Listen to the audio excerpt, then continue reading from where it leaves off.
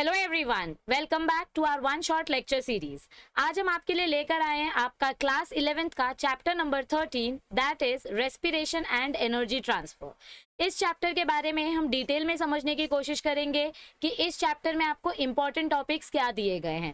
Respiration का मतलब क्या होता है, एनर्जी ट्रांसफर का मतलब क्या होता है, एटीपी जनरेशन कैसे होती है और ये एटीपी हम अपने लाइफ में कैसे यूज कर सकते हैं। सो इन सारे टॉपिक्स के बारे में हम इस चैप्टर में डिटेल में समझने की कोशिश करेंगे।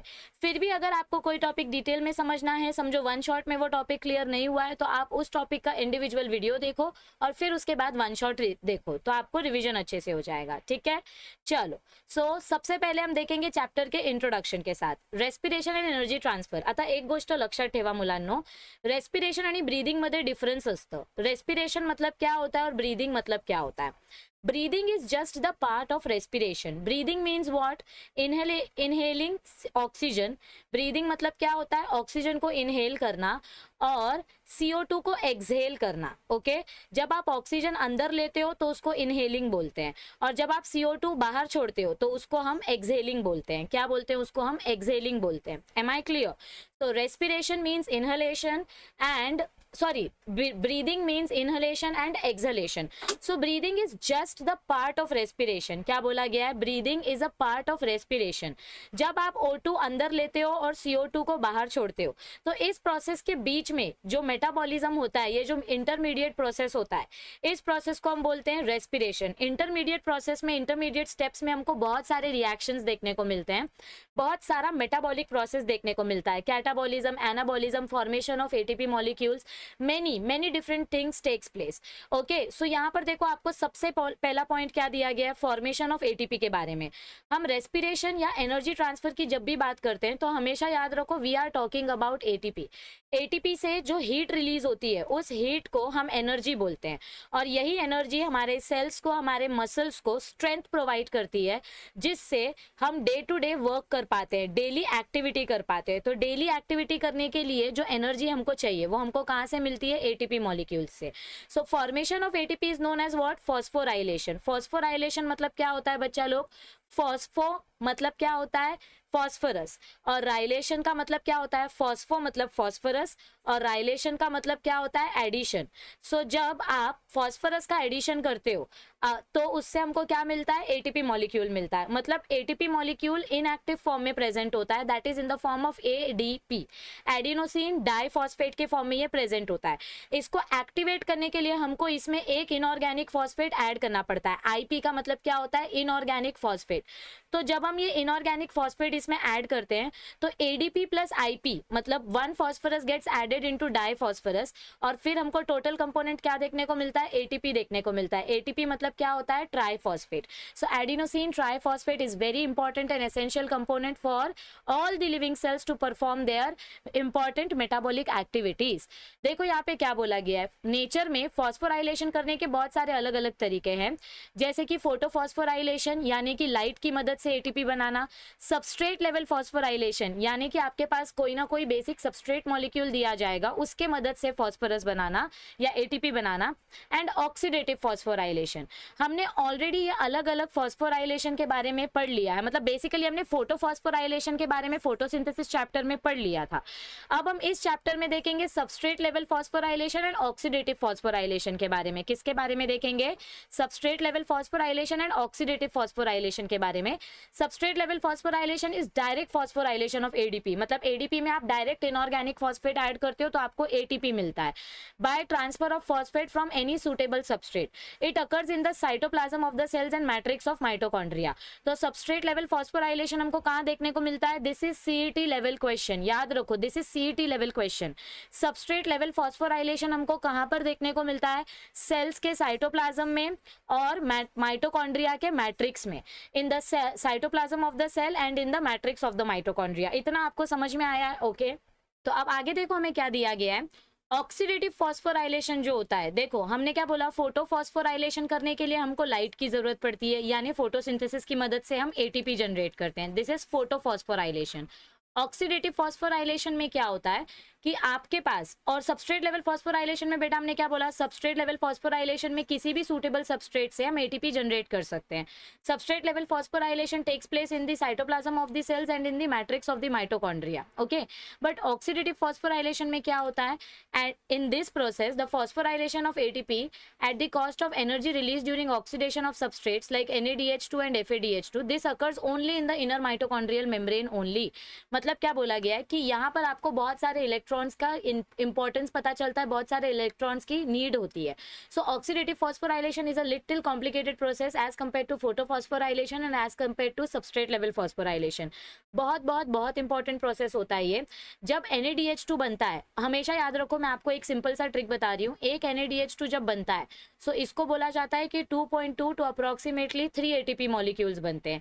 एक NADH2 मतलब 3 ATP मॉलिक्यूल, और एक FADH2 मतलब कितना होता है, अप्रोक्सीमेटली 1.5 टू 2 ATP मॉलिक्यूल्स. आप 2 ATP काउंट कर सकते हो. कुछ बुक्स में 1.5 काउंट करेंगे, कुछ बुक्स में 2 काउंट करेंगे, लेकिन हम उसको 2 ही काउंट करेंगे. सो एक NADH2 मॉलिक्यूल से कितना ATP बनता है, 3 ATP बनता है. एक FADH2 मॉलिक्यूल से कितना ATP बनता है, 2 ATP बनता है.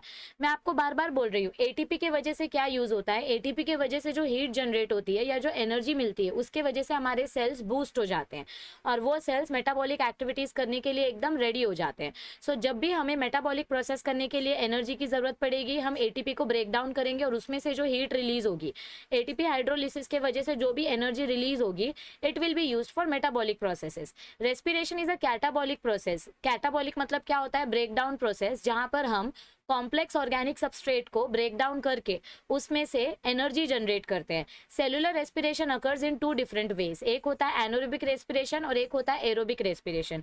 अब यहाँ पर मैं आपको एक बेसिक सा पाथवे बता देती हूँ. सो ये एक छोटा सा ऐसे, मतलब आप कंक्लूजन बोल सकते हो. रेस्पिरेटरी फेजेस हमको 4 अलग अलग फेजेस में देखने को मिलते हैं. पूरा रेस्पिरेशन 4 अलग अलग स्टेप्स में कंप्लीट होता है. पहला स्टेप होता है glycolysis. Glycolysis takes place in anaerobic organisms, यानी कि ये एनारोबिक रेस्पिरेशन होता है. एक्चुअली देखा जाए तो ग्लाइकोलिसिस में क्या होता है, ग्लूकोज का ब्रेक डाउन होता है. तो लिसिस मतलब क्या होता है बेटा, लिसिस मतलब होता है ब्रेक डाउन.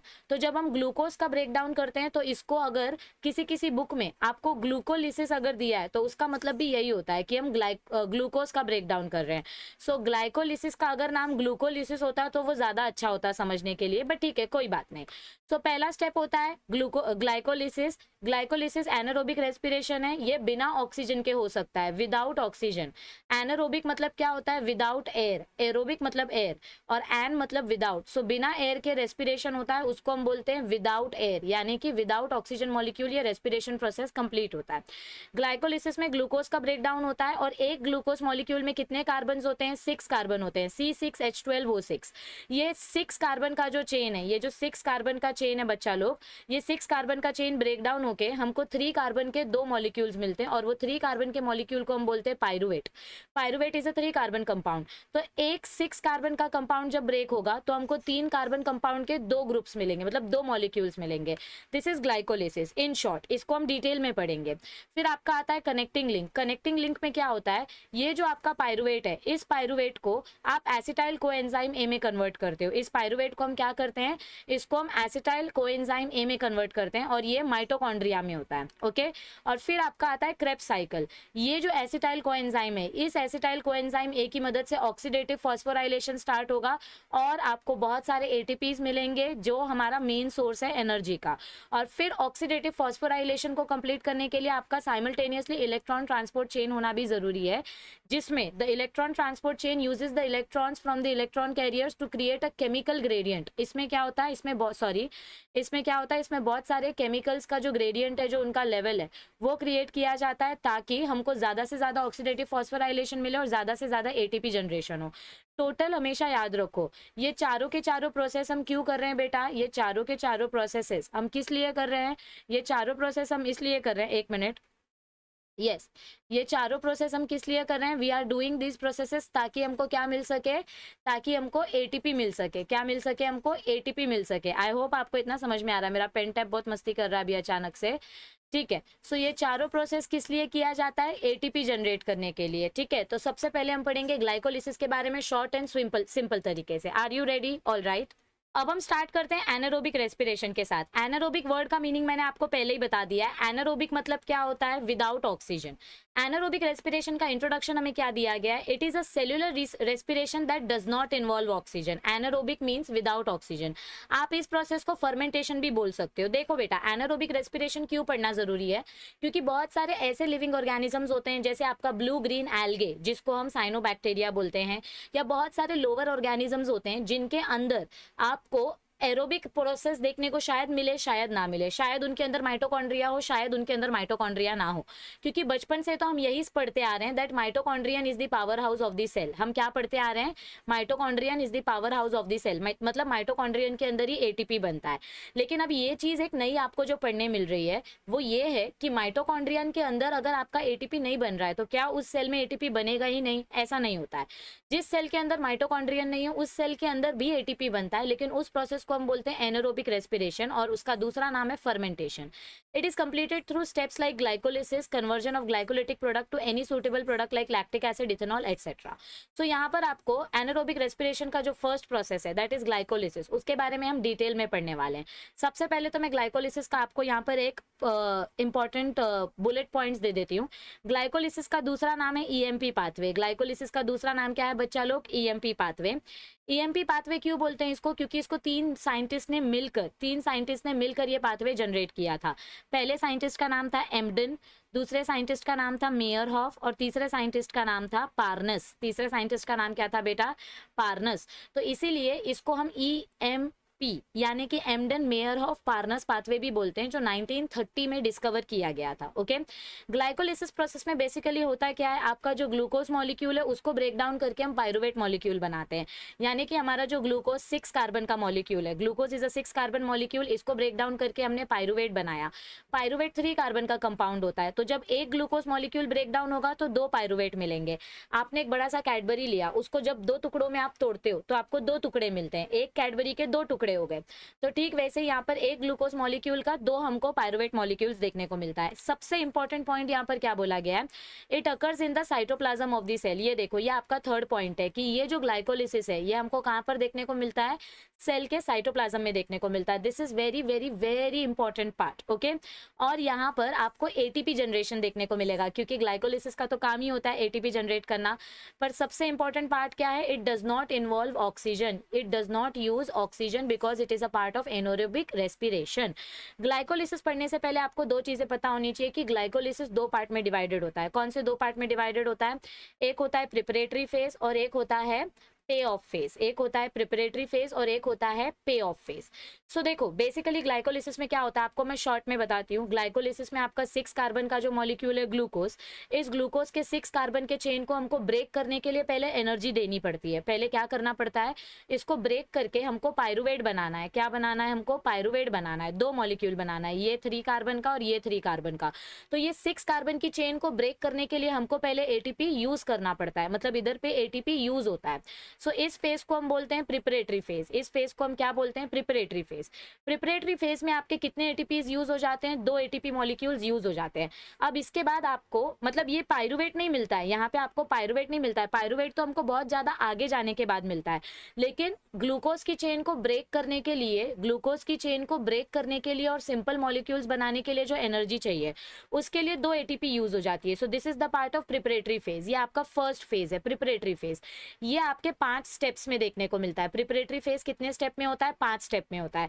फिर इसके बाद आपका पे ऑफ फेज स्टार्ट होता है। पे ऑफ मतलब क्या होता है? लेना। आपकी जब सैलरी आएगी आगे जाके तो आपको पे ऑफ किया जाएगा, मतलब आपकी सैलरी आपको दी जाएगी, मतलब आपको एटीपी मिलेगा।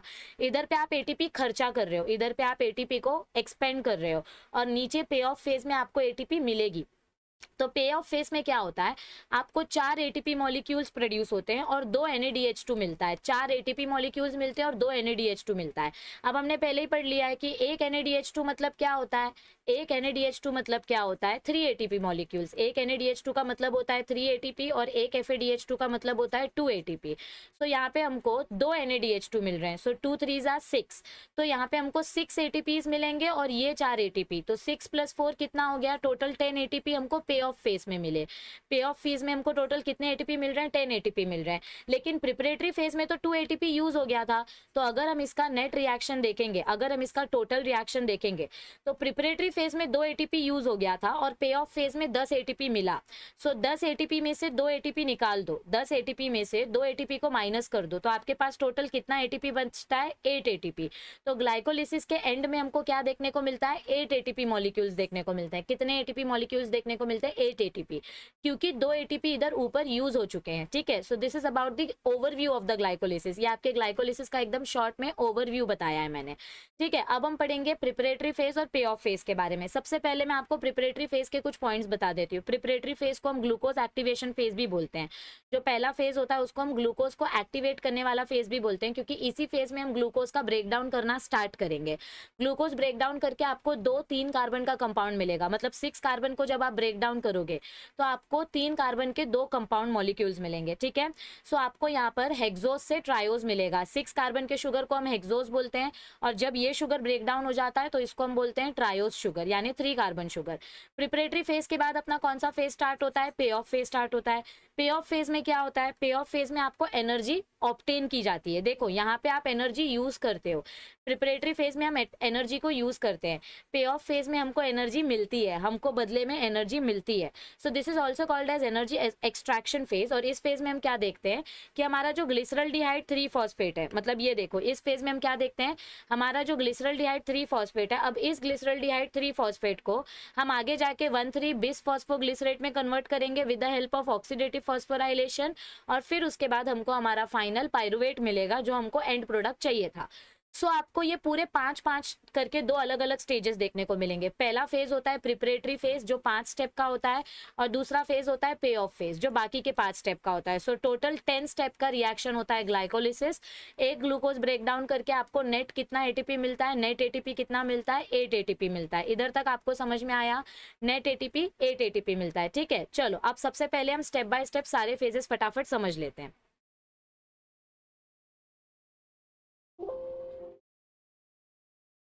राइट, तो चलो अब हम देखते हैं ग्लाइकोलाइसिस प्रोसेस को स्टेप बाय स्टेप। अच्छी तरीके से इसको समझने की कोशिश करेंगे और आपको जितने भी डाउट्स हैं वो आपको ये वीडियो देखकर क्लियर हो जाएंगे। सबसे पहले हमने क्या बोला, हमारे पास जो 6 कार्बन की शुगर होती है, ये देखो ये आपके पास 6 कार्बन की शुगर है। ठीक है, मैं इसको ड्रॉ करके बताती हूँ ताकि आपको अच्छे से समझ में आए। हमारे पास 6 कार्बन की जो शुगर है, हमने क्या बोला था, ये हमारा प्रिपरेटरी फेज है। ये हमारा पहला फेज कौन सा है, प्रिपरेटरी फेज है। इसको मैंने 2 पार्ट्स में डिवाइड कर दिया है। This is preparatory phase and this is पे ऑफ फेज। प्रिपरेटरी फेज में 2 एटीपीज मॉलिक्यूल यूज हो जाएंगे, 2 ATP molecule will be used, और पे ऑफ फेज में हमको 10 एटीपी मॉलिक्यूल्स यील्ड होंगे, यानी कि we will get 10 ATP molecules. Okay, so पहला एटीपी मॉलिक्यूल जो है वो ग्लूकोज मॉलिक्यूल को ग्लूकोज 6 फॉस्फेट में कन्वर्ट करता है, यानी कि एटीपी में का जो एक फॉस्फेट है वो आपके ग्लूकोज के एक कार्बन के साथ जाके चिपक जाता है। सो ग्लूकोज के एक कार्बन के साथ जब एटीपी का फॉस्फेट चिपक जाएगा, इधर पे समझो ऐसे एटीपी की ग्लूकोज की चेन में फॉस्फोरस लटक गया, तो अभी समझो ये आपका ग्लूकोज का चेन है। अगर इस साइड आपका फॉस्फोरस लटक गया तो ये चेन ऐसा हो जाएगा, क्योंकि इधर पे आपका चेन हैवी हो गया है। अब हमको ये ग्लूकोज ब्रेक करना है, तो अब हम क्या करेंगे, पहले हमने एक फॉस्फोरस इस कॉर्नर में लटकाया, फिर दूसरा, समझो ये आपका कार्बन है, ये आपका ग्लूकोज चेन है। थोड़ा छोटा बताती हूँ, इधर पे एक फॉस्फोरस लटका दो, इधर पे एक फॉस्फोरस लटका दो, तो ये ग्लूकोज चेन बीच में से ब्रेक हो जाती है। ठीक है, इधर एक फॉस्फोरस लगा दो, इधर एक फॉस्फोरस लगा दो, तो ये जो ग्लूकोज चेन है ये बीच में से ब्रेक हो जाती है। तो हमारा ये जो 6 कार्बन का ग्लूकोज मॉलिक्यूल है, सबसे पहले हम इसके एक कॉर्नर में फॉस्फोरस मॉलिक्यूल ऐड कर देते हैं। किसकी मदद से, हेक्सोकाइनेज एंजाइम की मदद से। हेक्सो मतलब 6 कार्बन की शुगर और काइनेज मतलब ट्रांसफर एंजाइम, जो आपके एटीपी का एक फॉस्फोरस आपके ग्लूकोज में शिफ्ट कर रहा है। और ये करने के लिए हमको मैग्नीशियम कोफैक्टर की मदद लेनी पड़ती है, क्योंकि हमने पढ़ा था बायोमोलिक्यूल्स में कि बहुत सारे एंजाइम्स को एक्टिवेट करने के लिए को एंजाइम और कोफैक्टर की जरूरत पड़ती है। तो यहाँ पे मैग्नीशियम कोफैक्टर है, ये सीईटी क्वेश्चन है, याद रखो। हेक्सोकाइनेज की मदद से पहला एटीपी यूज हो गया। आप बोलोगे मैम आपने बोला कि 2 एटीपी यूज होता है, बराबर 2 एटीपी यूज होता है, जिसमें का पहला एटीपी यहाँ पर यूज हो चुका है, first ATP is used. Okay, first step में फर्स्ट एटीपी यूज हो गया, ग्लूकोज के एक कॉर्नर में हमने फॉस्फोरस लटका दिया। सो अब इस कंपाउंड को हम बोलेंगे ग्लूकोज 6 फॉस्फेट, क्योंकि ग्लूकोज के 6 कार्बन पे आपका फॉस्फोरस लटक गया है। अब यहाँ पर देखो, अब आप क्या करोगे, दिस इज रिवर्सिबल रिएक्शन। इसमें हम ग्लूकोज को फ्रुक्टोज में कन्वर्ट कर देते हैं, क्योंकि glucose is a 6 ring compound and fructose is a 5 ring compound. तो दोनों को जब आप कंपेयर करोगे तो फ्रुक्टोज को ब्रेक करना ज्यादा आसान होता है। तो हमने क्या किया, हमने ग्लूकोज को फ्रुक्टोज में कन्वर्ट कर दिया आइसोमरेज एंजाइम की मदद से, क्योंकि आइसोमरेज एंजाइम का काम होता है compounds having same molecular formula but different structural formula को स्ट्रक्चर अलग कर देना। सो यहाँ पर ग्लूकोज का भी 6 कार्बन है, फ्रुक्टोज का भी 6 कार्बन है, लेकिन हम ग्लूकोज को किस में कन्वर्ट कर रहे हैं, फ्रुक्टोज में कन्वर्ट कर रहे हैं। तो ये देखो, अभी भी आपका ये शुगर 6 कार्बन का ही है, अभी भी अपना शुगर 6 कार्बन का ही है, लेकिन पहले इसके 6 कार्बन पे आपका एक फॉस्फोरस लटका था। तो अभी भी ये 6 कार्बन का ही शुगर है, लेकिन ये ग्लूकोज से फ्रुक्टोज बन गया है। Glucose is an aldose sugar, fructose is a ketose sugar. अब इसके बाद थर्ड स्टेप में क्या होगा, थर्ड स्टेप में आपका सेकंड एटीपी मॉलिक्यूल यूज होगा। थर्ड स्टेप में क्या होगा, सेकंड एटीपी मॉलिक्यूल यूज होगा। सो थर्ड स्टेप में क्या होगा, थर्ड स्टेप में अपना जो फर्स्ट कार्बन है उसके पास भी फॉस्फोरस जाके लटक जाएगा। मतलब ये जो एटीपी है इसका फॉस्फोरस आपके फ्रुक्टोज के फर्स्ट कार्बन के साथ आ जाएगा। मतलब अगर मैं आपको ड्रॉ करके बताऊं तो देखो, ये आपका शुगर मॉलिक्यूल है, ये आपका ग्लूकोज मॉलिक्यूल है, ठीक है। इसके 6 कार्बन पे पहले से फॉस्फोरस था, फर्स्ट स्टेप में फॉस्फोरस आ गया था। अब इसके फर्स्ट कार्बन पे भी फॉस्फोरस आ जाएगा इस एटीपी मॉलिक्यूल से। और ये किसके एंजाइम की वजह से होता है, फॉस्फोफ्रुक्टोकाइनेज की वजह से। यानी फ्रुक्टोज शुगर में आप एक फॉस्फोरस ग्रुप ऐड कर रहे हो, कहां से वो ऐड कर रहे हो, एटीपी से। सो ये देखो, ये आपका फर्स्ट एटीपी है, ये आपका सेकंड एटीपी है, तो 2 एटीपीज यूज हो चुके हैं। This is preparatory phase. हमने क्या किया, हमारा जो ग्लूकोज है उसको पहले ग्लूकोज 6 फॉस्फेट में कन्वर्ट किया, फिर उसको आइसोमरेज एंजाइम की मदद से फ्रुक्टोज 6 फॉस्फेट में कन्वर्ट किया, क्योंकि फ्रुक्टोज को ब्रेक करना आसान होता है। और फिर और एक एटीपी की मदद से इसको फ्रुक्टोज 1,6 फॉस्फेट में हमने कन्वर्ट कर दिया, ताकि दोनों तरफ से अब इसके ऊपर फॉस्फोरस लटक रहा है, तो अब ये शुगर बीच में से ब्रेक हो जाएगा। ये फ्रुक्टोज शुगर क्या हो जाएगा, अब ये बीच में से ब्रेक हो जाएगा और हमको 2 शुगर मिलेंगी 3-3 कार्बन की। देखो, ये जब 6 कार्बन का शुगर ब्रेक होता है तो एक 3 कार्बन की शुगर और एक 3 कार्बन की, ऐसे हमको 2 शुगर मॉलिक्यूल्स देखने को मिलते हैं। और ये होता है अल्डोलेज एंजाइम की मदद से। किसकी मदद से होता है ये, it happens because of aldolase enzyme, क्योंकि अल्डोलेज एंजाइम का काम क्या होता है, शुगर जो है उसको 2 अलग अलग कंपोनेंट में ब्रेक डाउन कर देना। सो जो 2 आपको 3 कंपाउंड्स मिले हैं, जो 2 3 कार्बन की शुगर्स आपको मिली हैं, उसमें से एक शुगर है ग्लिसरल्डिहाइड 3 फॉस्फेट और एक शुगर है डाइहाइड्रोक्सी एसीटोन फॉस्फेट। यानी कि ग्लिसरल्डिहाइड 3 फॉस्फेट का मतलब क्या होता है, ग्लिसरल्डिहाइड 3 फॉस्फेट, और ये है आपका dihydroxy acetone phosphate, DHAP। So glyceraldehyde 3 phosphate is more stable structure, DHAP is not stable structure। so DHAP को हम glyceraldehyde 3 phosphate में कन्वर्ट कर देते हैं with the help of enolase enzyme या आइसोमरेज एंजाइम। ये देखो, ये आइसोमरेज एंजाइम क्या करेगा, ये आइसोमरेज एंजाइम आपके डाइहाइड्रोक्सी एसीटोन फॉस्फेट को भी ग्लिसरल्डिहाइड 3 फॉस्फेट में कन्वर्ट कर देगा। सो ये था आपका फर्स्ट स्टेप, ये था आपका सेकंड स्टेप, ये था आपका थर्ड स्टेप, ये था आपका फोर्थ स्टेप और ये था आपका फिफ्थ स्टेप। फिफ्थ स्टेप में क्या हुआ, आइसोमरेज एंजाइम की मदद से आपका जो DHAP है वो ग्लिसरल्डिहाइड 3 फॉस्फेट में कन्वर्ट हो गया और यहाँ पे टोटल 2 ATP मॉलिक्यूल्स यूज हो चुके हैं, ठीक है। अब देखो, अब चालू होता है पे ऑफ फेज। तो अब पे ऑफ फेज में हमको क्या देखने को मिलेगा, हमारा जो ग्लिसरल्डिहाइड 3 फॉस्फेट है, देखो ये एक ग्लिसरल्डिहाइड 3 फॉस्फेट और ये जो DHAP था ये भी ग्लिसरल्डिहाइड 3 फॉस्फेट में कन्वर्ट हो गया। सो टोटल 2 ग्लिसरल्डिहाइड 3 फॉस्फेट है। अब ये 2 ग्लिसरल्डिहाइड 3 फॉस्फेट मॉलिक्यूल्स जो हमारे पास हैं, अब इनमें क्या होगा, इंटर कन्वर्जन होने के बाद डीहाइड्रोजनेज एंजाइम जो है, देखो यहाँ पे ये जो डीहाइड्रोजनेज एंजाइम है, ये डीहाइड्रोजनेज एंजाइम क्या करेगा, ग्लिसरल्डिहाइड 3 फॉस्फेट में से, this is a non enzymatic reaction, इसमें आप फॉस्फोरिक एसिड की मदद से क्या करते हो, इसमें आप फॉस्फोरिक एसिड की मदद से एक्स्ट्रा जो हाइड्रोजन है वो हाइड्रोजन ऐड करते हो। क्या करते हो, एक्स्ट्रा जो हाइड्रोजन है वो हाइड्रोजन आप 2A NAD में ऐड कर देते हो। NAD प्लस गेट्स रिड्यूस्ड, यहाँ पे आपका NAD प्लस क्या हो रहा है, रिडक्शन हो रहा है। रिडक्शन मतलब क्या होता है, addition of hydrogen. So NAD plus जब रिड्यूस होता है तो हमको NADH2 मिलता है। मैंने आपको क्या बताया था, एक NADH2 मतलब कितना ATP, एक NADH2 मतलब 3 ATP। तो हमको इधर पे कितना NADH2 मिल रहा है, 2 NADH2 मिल रहा है। तो 2 NADH2 से कितना ATP मिलेगा, 6 ATP मिलेगा, ठीक है। तो देखो पे ऑफ फेज स्टार्ट हो चुका है, पे ऑफ फेज के स्टार्टिंग में ही हमको 6 ATP मॉलिक्यूल्स इधर पे मिल चुके हैं, ये हो गया अपना 6 ATP मॉलिक्यूल। अब इसके बाद क्या होगा, आपका ये जो ग्लिसरल्डिहाइड 3 फॉस्फेट है इसमें हम और एक फॉस्फेट मॉलिक्यूल ऐड कर देंगे। इसमें हम क्या करेंगे, और एक inorganic phosphate molecule. Glyceraldehyde 3 phosphate में हम क्या करेंगे, इसका हम और एक फॉस्फेट मॉलिक्यूल ऐड कर देंगे 1,3 बिस फॉस्फोग्लिसरेट। यहाँ पर हम क्या कर रहे हैं बेटा, इसमें हम और एक फॉस्फेट मॉलिक्यूल ऐड कर दे रहे हैं, जिससे ये क्या बन जाएगा, 1,3 बिस फॉस्फोग्लिसरेट। ओके, सो 1,3 बिस फॉस्फोग्लिसरेट से हमको क्या देखने को मिलेगा, 1,3 बिस फॉस्फोग्लिसरेट से हमको ये देखने मिल रहा है कि इसके बाद जब ये 1,3 बिस फॉस्फोग्लिसरेट से एक फॉस्फोरस निकला, देखो जब ये नॉन एंजाइमेटिक रिएक्शन होता है ना तो इसके साथ फॉस्फोरस भी आता है। तो ये जो है फॉस्फोरिक एसिड है, ये देखो ये जो फॉस्फोरिक एसिड है इसका हाइड्रोजन हमने NaDH2 को रिड्यूस करने के लिए लिया और इसका जो फॉस्फोरस है वो हमने ग्लिसरॉल्डिहाइड 3 फॉस्फेट में ऐड कर दिया। समझो ये 3 कार्बन का शुगर है तो इधर पे आपका एक फॉस्फेट ग्रुप ऐड हो गया। अब ये जो फॉस्फेट ग्रुप है ये फॉस्फेट ग्रुप निकल के आपके ADP के पास जाएगा और आपको ATP दे देगा। सो यहाँ पे आपको 6 ATP मिला था और यहाँ पे आपको 2 ATP और मिल गया, 2 ATP और मिल गया। तो अब देखो अब आपका ये 1,3 बिस फॉस्फो, ये वाला फॉस्फोरस किधर से आया आपको समझ में आया? देखो मैं आपको वापस से दूसरे कलर से बताती हूँ। ये वाला फॉस्फोरस किधर से आया? ये वाला फॉस्फोरस आया अपने फॉस्फोरिक एसिड से, ठीक है, इस फॉस्फोरिक एसिड से ये वाला फॉस्फोरस आया।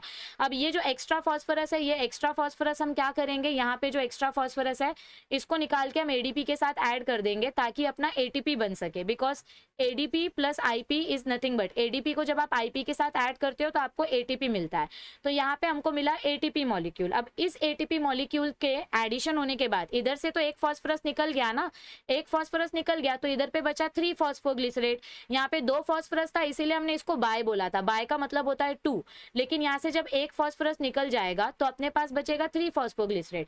अब इस 3 फॉस्फोग्लिसरेट को हम म्यूटेट करके क्या करेंगे, इसका पोजीशन चेंज कर देंगे।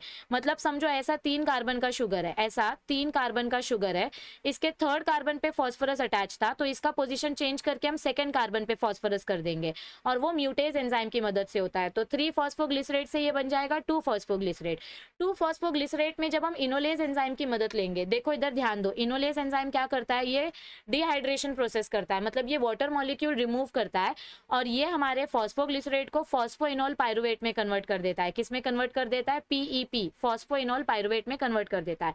लेकिन हमको क्या चाहिए, हमको तो सिर्फ पाइरुवेट चाहिए, हमको ये फॉस्फोइनोल निकालना है। देखो इधर पे 6 ATP मिल गया, इधर पे आपका 2 ATP मिल गया, टोटल 10 ATP मिलना चाहिए। तो अब बाकी का 2 ATP किधर से मिलेगा, ये फॉस्फोरस आपका निकल जाएगा, ये फॉस्फोरस निकल जाएगा, ये ADP में ऐड हो जाएगा और आपको इधर पे बाकी का 2 ATP मिलेगा।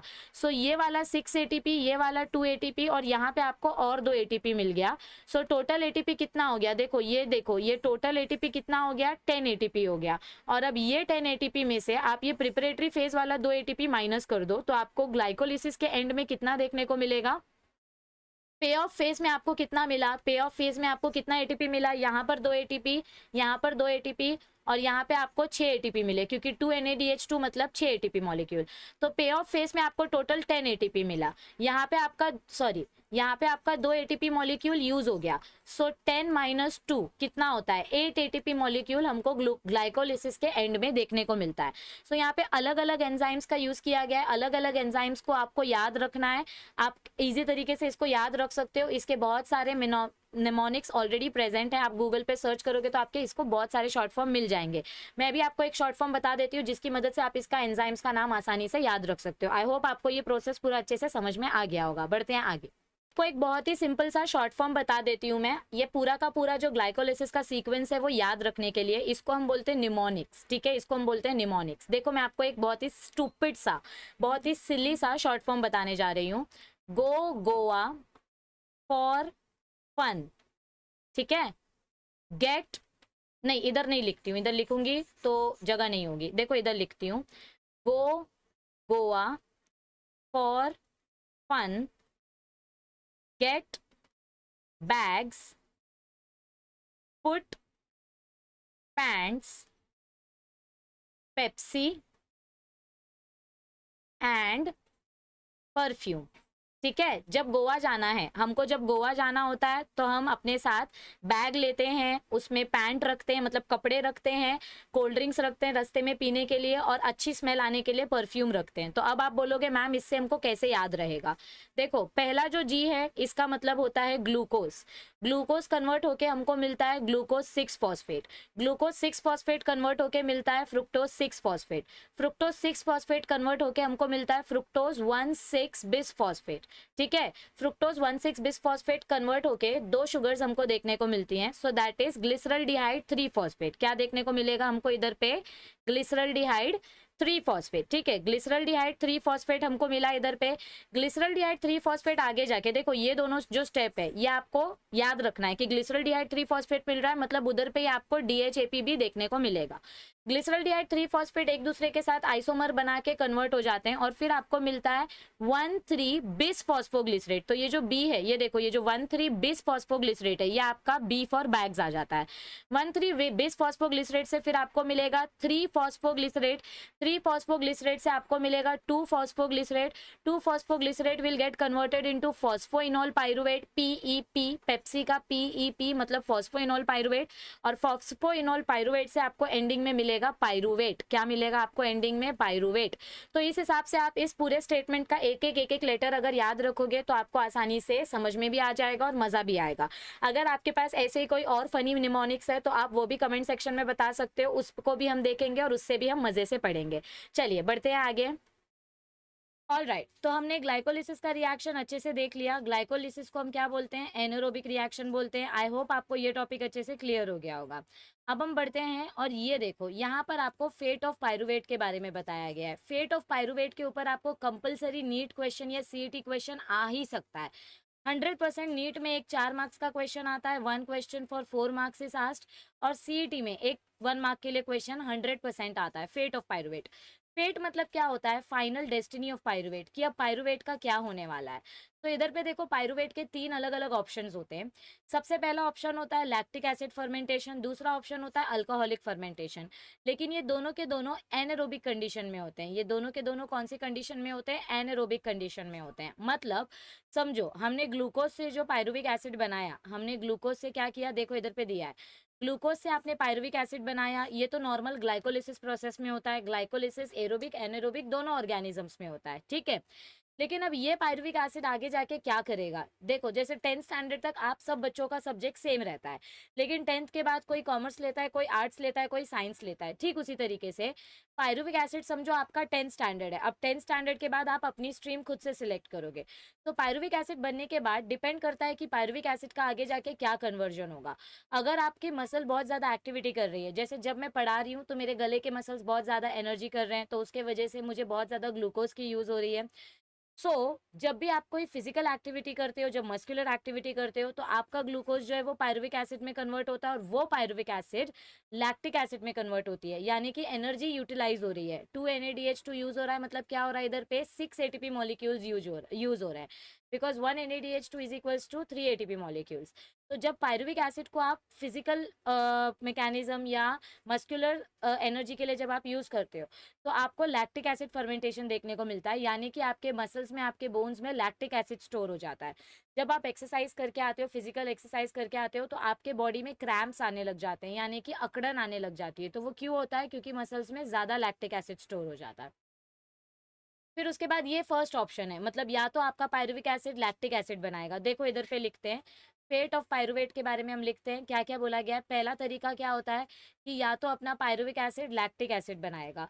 दूसरा तरीका होता है या तो पाइरुविक एसिड अपना इथेनॉल बनाएगा। क्या बनाएगा? इथेनॉल, यानी कि अल्कोहल फर्मेंटेशन करेगा। तो ये दोनों के दोनों एनारोबिक प्रोसेस होते हैं। ये दोनों के दोनों कैसे होते हैं? कुछ एनारोबिक होते हैं, कुछ एरोबिक प्रोसेसेस होते हैं। लेकिन लेकिन लेकिन लेकिन देखो आगे क्या बोला गया है कि ये जो पाइरुविक एसिड है, ये पाइरुविक एसिड, सेकंड वाला टेक्निक देख लेते हैं। ये पाइरुविक एसिड जो है आगे जाके अगर इसमें से आपने एक कार्बन डाइऑक्साइड रिमूव कर दिया with the help of D carboxylase enzyme, अगर आपने एक कार्बन डाइऑक्साइड रिमूव कर दिया तो 3 कार्बन में से एक कार्बन चला गया, ये CO2 मॉलिक्यूल निकल गया, तो आपके पास क्या बचेगा? C2H5OH, यानी कि आपके पास बचेगा इथेनॉल मॉलिक्यूल। और ये प्रोसेस भी एक्टिव प्रोसेस है क्योंकि हम इसमें ATP यूज कर रहे हैं। अपने पाइरुवेट का 2 फेट तो हमको पता चल गया, या तो लैक्टिक एसिड बनेगा या तो इथेनॉल बनेगा। तीसरा फेट क्या होता है कि अपना पाइरुविक एसिड आगे जाके TCA साइकिल में एंटर कर सकता है। किधर एंटर कर सकता है? TCA साइकिल में। तो ये जो पार्ट है ये होता है ऑक्सीडेटिव फॉस्फोराइलेशन का पार्ट, और ये एरोबिक कंडीशन में होता है। कौन सी कंडीशन में होता है? एरोबिक कंडीशन में होता है। तो this pathway is known as oxidative phosphorylation, जहाँ पर आपको ATP जनरेशन के साथ साथ और भी ऐसे बहुत सारे इंटरमीडिएट प्रीकर्सर्स देखने को मिलेंगे, जिससे आपके सेल मेटाबॉलिज्म में बहुत ज़्यादा चेंजेस हो जाएगा, ठीक है। So this was about fate of pyruvate. अब हम पढ़ते हैं about Krebs cycle. Krebs cycle पढ़ने से पहले, यानी कि एरोबिक रेस्पिरेशन स्टार्ट करने से पहले, आपको कुछ इंपॉर्टेंट पॉइंट्स यहाँ पर पता होने चाहिए। एरोबिक रेस्पिरेशन या क्रेब्स साइकिल हमको किसने दिया था? हेंस क्रैब ने। एरोबिक क्रेब साइकिल हमको किसने दिया था बेटा? हेंस क्रैब करके जो एक साइंटिस्ट थे, इन्होंने हमको क्रेब साइकिल दिया था। देखो, क्रेब साइकिल करने से पहले हमने क्या बोला कि हमारा जो पायरुविक एसिड है, ये पायरुविक एसिड के पास कितने कार्बन है? ये 3 कार्बन का कंपाउंड है। तो एक ग्लूकोज जब ब्रेक डाउन होता है, ये 6 कार्बन कंपाउंड रहता है, तो ये पायरुविक एसिड बनाता है। Pyruvic acid is a 3 carbon compound. तो एक ग्लूकोज से 2 पायरुविक एसिड मिलता है। एक ग्लूकोज से कितना पायरुविक एसिड मिलता है? 2 पायरुविक एसिड मिलता है। अब ये पायरुविक एसिड या तो अल्कोहल बनाएगा, या तो लैक्टिक एसिड बनाएगा, या तो टीसीए साइकिल में जाएगा। टीसीए साइकिल यानी कि ट्राई कार्बोक्सिलिक एसिड साइकिल, यानी कि 3 कार्बन से आप सिट्रेट एसिड बनाओगे, तो इसको हम सिट्रिक एसिड साइकिल भी बोलते हैं, इसको ट्राई कार्बोक्सिलिक एसिड साइकिल भी बोलते हैं, इसको क्रेब साइकिल भी बोलते हैं, क्योंकि हैंस क्रेब ने ये साइकिल हमको दिया था। लेकिन ये पूरा का पूरा प्रोसेस किधर होने वाला है? माइटोकॉन्ड्रियल मैट्रिक्स में, यानी कि हमारे इनर मेम्ब्रेन। ये देखो आपको मैं बताती हूँ। हाँ, ये आपका जो प्रोसेस है, ये जो क्रेब साइकिल का प्रोसेस है बेटा, ये क्रेब साइकिल का प्रोसेस किधर होता है? It happens in the C pyruvic acid produced by glycolysis undergoes aerobic oxidation in the mitochondrial matrix through the TCA cycle। तो मैं आपको कब से यही बोलने की कोशिश कर रही हूँ कि पायरुविक एसिड हमको माइटोकॉन्ड्रियल मैट्रिक्स में देखने को मिलता है, यानी माइटोकॉन्ड्रिया के अंदर। ग्लाइकोलिसिस किधर हुआ? ग्लाइकोलिसिस हुआ साइटोप्लाज्म में। लेकिन पायरुविक एसिड का आगे जाके टीसीए साइकिल में किधर पे चेंजेस होने वाला है? माइटोकॉन्ड्रिया के अंदर होने वाला है। किधर होने वाला है? माइटोकॉन्ड्रिया में। Because ultimately mitochondria is known as what? Power house of the cell, यानी कि मैक्सिमम एनर्जी माइटोकॉन्ड्रिया में ही बनेगी। माइटोकॉन्ड्रिया जो है, ये थोड़ा सा नखरे वाला सेल ऑर्गेनल होता है। माइटोकॉन्ड्रिया को 3 कार्बन कंपाउंड नहीं अच्छा लगता है। माइटोकॉन्ड्रिया बोलता है मेरे अंदर 3 कार्बन कंपाउंड नहीं भेजो, मेरे अंदर 2 कार्बन का मॉलिक्यूल भेजो। कितने कार्बन का मॉलिक्यूल भेजो? 2 कार्बन का मॉलिक्यूल भेजो। ऐसे माइटोकॉन्ड्रिया की डिमांड होती है। ओके, तो जैसे कि हमने क्या देखा कि हमारा जो माइटोकॉन्ड्रिया होता है, माइटोकॉन्ड्रिया को 3 कार्बन वाला कंपाउंड नहीं चाहिए। माइटोकॉन्ड्रिया को 3 कार्बन वाला कंपाउंड नहीं चाहिए। माइटोकॉन्ड्रिया बोलती है कि मेरे अंदर सिर्फ 2 कार्बन का कंपाउंड ही डालो। तो हम क्या करेंगे? हमारा जो पायरुविक एसिड है, इस पायरुविक एसिड को हम 3 कंपाउंड से 2 कार्बन कंपाउंड में कन्वर्ट कर देंगे। 3 कार्बन से 2 कार्बन कंपाउंड में कन्वर्ट कर देंगे, और इस रिएक्शन को हम बोलते हैं लिंक रिएक्शन। इस रिएक्शन को हम क्या बोलते हैं? Connecting link between glycolysis and Krebs cycle. क्योंकि ग्लाइकोलिसिस कहाँ पर हो रहा था? साइटोप्लाज्म में हो रहा था। ग्लाइकोलिसिस साइटोप्लाज्म में हो रहा था, और क्रेब साइकिल कहाँ पर होगा? क्रेब साइकिल होगा माइटोकॉन्ड्रिया में। ग्लाइकोलिसिस में जो पायरुविक एसिड बना है, ये पायरुविक एसिड हमको माइटोकॉन्ड्रिया में डालना है। लेकिन ये पायरुविक एसिड डायरेक्ट नहीं जाएगा माइटोकॉन्ड्रिया में, हमको इस 3 कार्बन के कंपाउंड को पहले 2 कार्बन के कंपाउंड में कन्वर्ट करना पड़ेगा, और उसके बाद ही ये कंपाउंड माइटोकॉन्ड्रिया में एंटर करेगा। तो ये देखो, ये ऑक्सीडेटिव डीकार्बोक्सिलेशन है। यहाँ पर आपका पहले 3 कार्बन कंपाउंड है, तो उसको 2 कार्बन में कन्वर्ट करना है, तो यानी कि कार्बन डाइऑक्साइड रिमूव करना पड़ेगा। तो ये देखो, ये 3 कार्बन कंपाउंड से, ये देखो यहाँ पे आपको प्रॉपर रिएक्शन दिया गया है। तो ये आपका ग्लूकोज है, ग्लूकोज में ग्लाइकोलिसिस होता है, ग्लाइकोलिसिस से पायरुविक एसिड बनता है।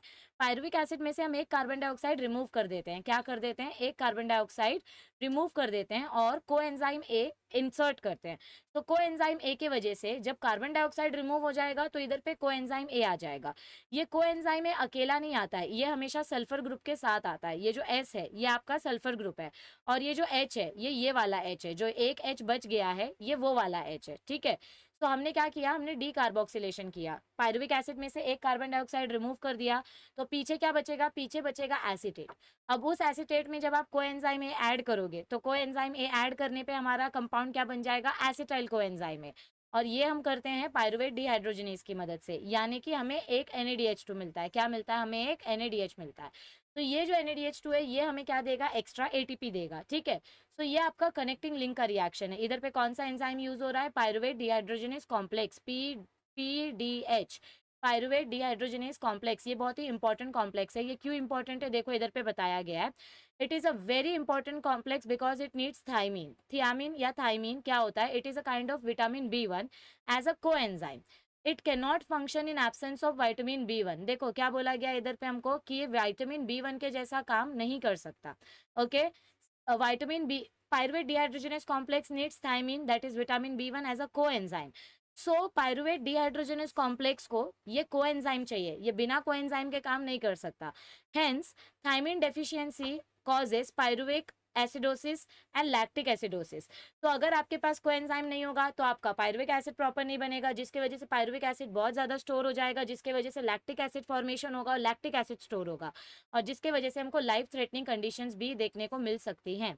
And hence balance diet is very important in the maintenance of health. तो आपके बॉडी में प्रॉपर विटामिन, प्रॉपर न्यूट्रिएंट सब कुछ होना चाहिए, क्योंकि ह्यूमन न्यूट्रिशन चैप्टर में हमने यही पढ़ा है कि प्रोटीन डिफिशियंसी की वजह से, विटामिन डिफिशियंसी की वजह से कौन से डिसऑर्डर्स हो सकते हैं। ठीक है, चलो अब हम देखते हैं क्रेब्स साइकिल। अब हम किसके बारे में पढ़ेंगे? क्रेब्स साइकिल के बारे में पढ़ेंगे।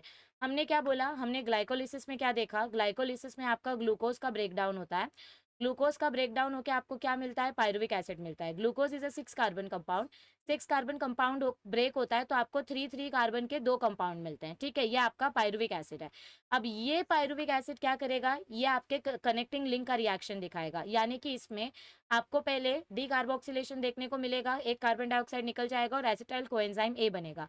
इधर पे देखो, इधर पे आपका एक NADH2 बन रहा है, यानी कि 3 ATP मॉलिक्यूल्स इधर पे बन गए। Okay, all right. तो अब ये आपका जो 2 कार्बन कंपाउंड है, अब ये आपका जो 2 कार्बन कंपाउंड है, अब ये 2 कार्बन कंपाउंड माइटोकॉन्ड्रिया में एंटर करेगा। किधर एंटर करेगा? ये माइटोकॉन्ड्रिया में एंटर करेगा। माइटोकॉन्ड्रिया में एंटर करके ये कैसे रिएक्शन दिखाएगा? देखो मैं आपको ये वाले पाथवे से बताती हूँ, इधर पे आपको कार्बन के नंबर से आसानी से समझ में आएगा। तो this is your acetyl coenzyme है। एसिटाइल कोएंजाइम है आपके माइटोकॉन्ड्रिया में एंटर करता है। माइटोकॉन्ड्रिया में पहले से हमारे पास क्या है? माइटोकॉन्ड्रिया में पहले से हमारे पास एक 4 कार्बन कंपाउंड है। रुको मैं मार्कर का कलर चेंज करती हूँ। मैंने क्या बोला? माइटोकॉन्ड्रिया में पहले से हमारे पास क्या है? पहले से हमारे पास ऑक्सैलो एसिटेट है जो 4 कार्बन कंपाउंड है। ये वाला 4 कार्बन और ये वाला 2 कार्बन मिलके क्या बन जाएगा? 6 कार्बन का सिट्रेट कंपाउंड बन जाएगा। क्या बन जाएगा? 6 कार्बन का सिट्रेट एसिड बन जाएगा। अब ये जो सिट्रेट एसिड है, ये जो सिट्रेट एसिड है, ये इसमें हम डिहाइड्रेशन कर देते हैं, मतलब एक वाटर मॉलिक्यूल रिमूव कर देते हैं।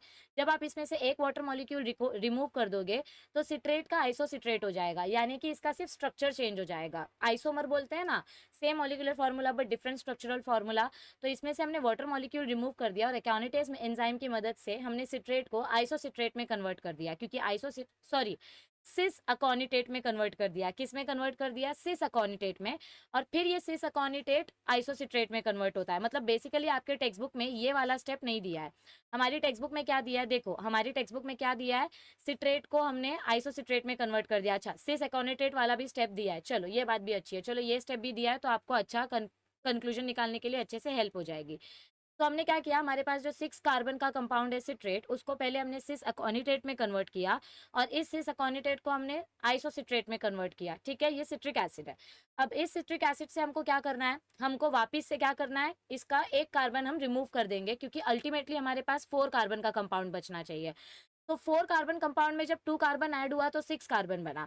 6 कार्बन ने अपना स्ट्रक्चर रीअरेंज किया तो आइसोसिट्रेट बना। अब यह आइसोसिट्रेट में से एक कार्बन निकल जाएगा तो आपको 5 कार्बन का कंपाउंड मिलेगा। एक कार्बन निकल जाएगा तो उस पर्टिकुलर कंपाउंड को हम बोलेंगे अल्फा कीटोग्लूटरेट। क्या बोलेंगे उसको हम? Alpha ketoglutarate. लेकिन कार्बन निकल रहा है, यानी कि डिहाइड्रोजनेज एंड आइसोसिट्रेट डिहाइड्रोजनेज बोला मतलब क्या हो रहा है? NADH2 फॉर्म हो रहा है। आइसोसिट्रेट डिहाइड्रोजनेज बन रहा है, मतलब क्या हो रहा है? NADH2 फॉर्म हो रहा है और साथ ही साथ में कार्बन डाइऑक्साइड भी रिमूव हो रहा है। तो ये है आपका डी कार्बोक्सिलेशन का स्टेप नंबर 1। ये है आपका डी कार्बोक्सिलेशन का स्टेप नंबर 1। आपको एग्जाम में आता है कि क्रेब्स साइकिल में टोटल कितना डी कार्बोक्सिलेशन होता है, क्रेब्स साइकिल में कितने CO2 मॉलिक्यूल निकलते हैं। ये आपको एग्जाम में पूछा जाता है कि क्रेब्स साइकिल में कितने CO2 मॉलिक्यूल निकलते हैं। तो इधर पे देखो, ये आपका एक CO2 मॉलिक्यूल निकल गया, अल्फा कीटोग्लूटरेट बना। अब ये 5 कार्बन का कंपाउंड है। अब इसमें से और एक CO2 मॉलिक्यूल निकल जाएगा और हमको मिलेगा सक्सिनिल कोएंजाइम है। क्या मिलेगा हमको? सक्सिनिल कोएंजाइम है। And this is a 4 carbon compound. ये अपना क्या है? 4 कार्बन कंपाउंड है। और जब जब कार्बन डाइऑक्साइड निकल रहा है तब तब डिहाइड्रोजनेज एंजाइम की वजह से हमको क्या मिल रहा है? ATP मिल रहा है। तो इधर पे देखो, इधर पे एक NADH2 मिला मतलब 3 ATP, इधर पे एक NADH2 मिला मतलब 3 ATP। ये सब एक पायरुविक एसिड के लिए हो रहा है। देखो हमने क्या पढ़ा है? ग्लाइकोलिसिस जब होता है तो ग्लूकोज ब्रेकडाउन होकर, हमने क्या पढ़ा है बेटा? कि जब ग्लाइकोलिसिस प्रोसेस होता है तो ग्लूकोज का ब्रेकडाउन होता है। जब ग्लाइकोलिसिस होता है तो ग्लूकोज का ब्रेकडाउन होता है। ग्लूकोज ब्रेक डाउन करके हमको 2 पायरुविक एसिड देता है, ठीक है, 2 पायरुविक एसिड देता है। तो एक पायरुविक एसिड का ये पूरा पाथवे, ठीक इसी तरीके से दूसरा पायरुविक एसिड में भी ऐसा ही पाथवे होता है। तो पहले ये एक पायरुविक एसिड का पाथवे समझ लो, फिर दूसरे पायरुविक एसिड का सेम टू सेम पाथवे होता है, तो सारा नंबर डबल हो जाएगा, सारा नंबर क्या हो जाएगा, डबल हो जाएगा। ये एक पायरुविक एसिड का टीसीए साइकिल है, दूसरे पायरुविक एसिड में भी सेम टीसीए साइकिल होता है, ठीक है, इधर तक समझ में आया? ओके। तो अल्फा कीटोग्लूटारेट 5 कार्बन कंपाउंड है, इसमें से और एक कार्बन डाइऑक्साइड निकल गया, तो हमारे पास बचा 4 carbon compound which is nothing but succinyl coenzyme A, और यहाँ पे वापस एक NADH2 रिलीज हुआ, सो दैट इज 3 ATP।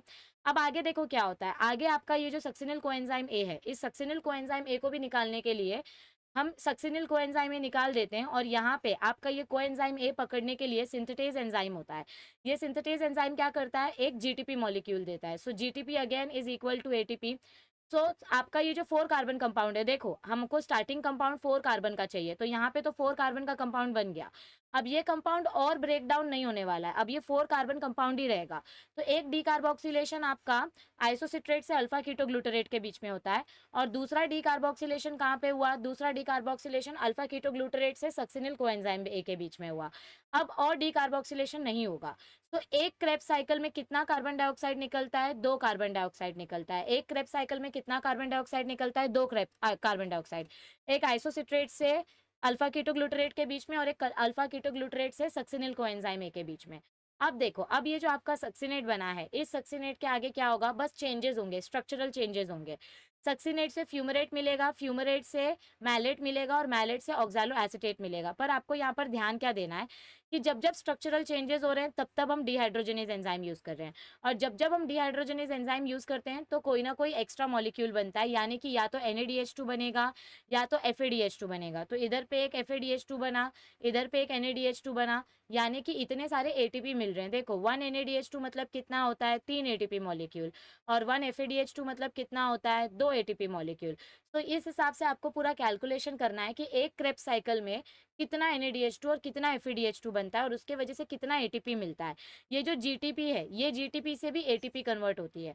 तो ये पूरा का पूरा क्रेब्स साइकिल आपको समझ में आया। देखो आपके टेक्स्ट बुक में जो पाथवे दिया है, आपके पास 4 कार्बन का कंपाउंड है, ये 2 कार्बन कंपाउंड एक्सेप्ट करके 6 कार्बन का कंपाउंड बनाता है, जिसमें चेंजेस होकर आपको आइसोसिट्रेट देखने को मिलता है। इसके बाद डीकार्बोक्सिलेशन होता है, तो डीकार्बोक्सिलेशन की वजह से हमको 5 कार्बन का कंपाउंड देखने को मिलता है। 5 कार्बन में और एक बार डीकार्बोक्सिलेशन होता है, तो 4 कार्बन कंपाउंड मिलता है। अब इसके बाद डीकार्बोक्सिलेशन नहीं होगा, यहाँ पे एक बार डीकार्बोक्सिलेशन हो गया, यहाँ पे एक बार डीकार्बोक्सिलेशन हो गया, टोटल 2 बार डीकार्बोक्सिलेशन हो गया, यानी कि 2 कार्बन डाइऑक्साइड निकल गए। अब ये 4 कार्बन का कंपाउंड जो मिला है, यहाँ से आपका सबस्ट्रेट लेवल फॉस्फोराइलेशन चालू होगा। क्या चालू होगा, सबस्ट्रेट लेवल फॉस्फोराइलेशन, यानी कि सक्सिनिल कोएंजाइम से सक्सिनेट, सक्सिनेट से फ्यूमरेट, फ्यूमरेट से मैलेट, और इसके बीच में भी आपको GTP, NADH2, FADH2 का फॉर्मेशन देखने को मिलेगा। देखो NADH2 कहाँ कहाँ बन रहा है वो देखो, और FADH2 भी बनता है, वो भी आपको देखना है। तो क्रेब्स साइकिल आपको पूरा अच्छे तरीके से समझ में आया। चलो अब हम इलेक्ट्रॉन ट्रांसपोर्ट चेन पढ़ेंगे। इलेक्ट्रॉन ट्रांसपोर्ट चेन पढ़ने से पहले आपके टेक्स्ट बुक में एक बहुत इंपॉर्टेंट पाथवे दिया गया है, एम्फीबोलिक पाथवे। एम्फीबोलिक पाथवे मतलब क्या होता है, though we describe the aerobic respiration as catabolic pathway, it is not entirely correct, especially in case of Krebs cycle। देखो Krebs cycle के केस में आपका जो ये एरोबिक रेस्पिरेशन है, ये पूरी तरीके से कैटाबॉलिक नहीं होता है, क्योंकि कैटाबॉलिज्म का मतलब क्या होता है, ब्रेक डाउन करना, लेकिन यहाँ पर हमको बहुत सारे नए नए प्रोडक्ट बनते हुए दिखाई दे रहे हैं। तो it is not a completely catabolic pathway, क्योंकि बीच बीच में क्या बनता है, various reactions of Krebs cycle are mainly responsible for step wise oxidation of acetyl part of acetyl coenzyme, यानी कि आपको बीच बीच में बहुत सारे ऐसे ऐसे कंपाउंड्स देखने को मिल रहे हैं जो एसिटाइल कोएंजाइम ए की मदद से बनाए जा रहे हैं।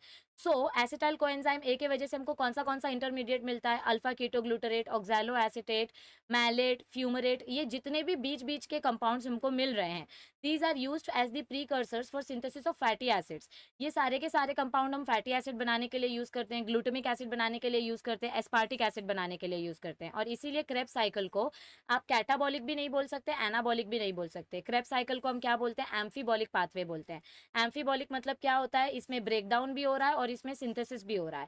कैटाबॉलिज्म यानी कि ब्रेकडाउन, एनाबॉलिज्म यानी कि नया सिंथेसिस, यानी इंटरमीडिएट मॉलिक्यूल्स भी आपको बीच बीच में मिल रहे हैं। तो this is about Krebs cycle. Glycolysis में हमने क्या पढ़ा, glucose break down into pyruvic acid, 2 pyruvic acid मिलता है, ठीक है। अब ये दोनों पायरुविक एसिड आपका क्रेब्स साइकिल में एंटर करेगा। क्रेब्स साइकिल में एंटर करने से पहले ये क्या करेगा, ये कनेक्टिंग लिंक में जाएगा। तो 2 पायरुविक एसिड से आपका कनेक्टिंग लिंक बना, तो आपको 2 एसिटाइल कोएंजाइम ए मिलेगा। 2 एसिटाइल कोएंजाइम ए मिलेगा, तो इधर पे इसके आगे क्या होगा, ये दोनों एसिटाइल कोएंजाइम ए किधर जाएंगे, ये दोनों acetyl coenzyme A TCA cycle में जाएंगे। तो सब कुछ डबल डबल अमाउंट में मिलेगा। इधर पे जो डायग्राम हमने देखा, ये देखो, ये जो डायग्राम हमने देखा, ये सब एक एसिटाइल कोएंजाइम ए के लिए था। तो इमेजिन करो इधर 2 एसिटाइल कोएंजाइम है, तो 2 सिट्रेट मॉलिक्यूल, 2 सिस सिट्रेट, इधर पे 2 आइसोसिट्रेट, फिर इधर पे 2 NADH2, फिर इधर पे वापस 2 NADH2, इधर 2 2, सब कुछ 2 2 होगा। इधर 2 GTP 2, ये भी 2, ये भी 2, ठीक है।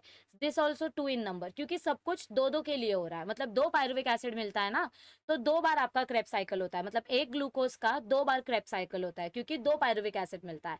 तो ग्लाइकोलिसिस समझ गया, क्रेब्स साइकिल समझ गया। अब शांति से इलेक्ट्रॉन ट्रांसपोर्ट चेन पढ़ते हैं, क्योंकि वो इस चैप्टर का लास्ट टॉपिक है। ऑलराइट डियर स्टूडेंट्स, तो हमने ग्लाइकोलिसिस अच्छे से देख लिया, हमने क्रेब्स साइकिल अच्छे से देख लिया। अब बारी है इलेक्ट्रॉन ट्रांसपोर्ट सिस्टम को अच्छे से समझने की। किसकी समझने की बारी है, इलेक्ट्रॉन ट्रांसपोर्ट सिस्टम की। इलेक्ट्रॉन ट्रांसपोर्ट सिस्टम समझने से पहले एक बार क्विक रिकैप कर लेते हैं।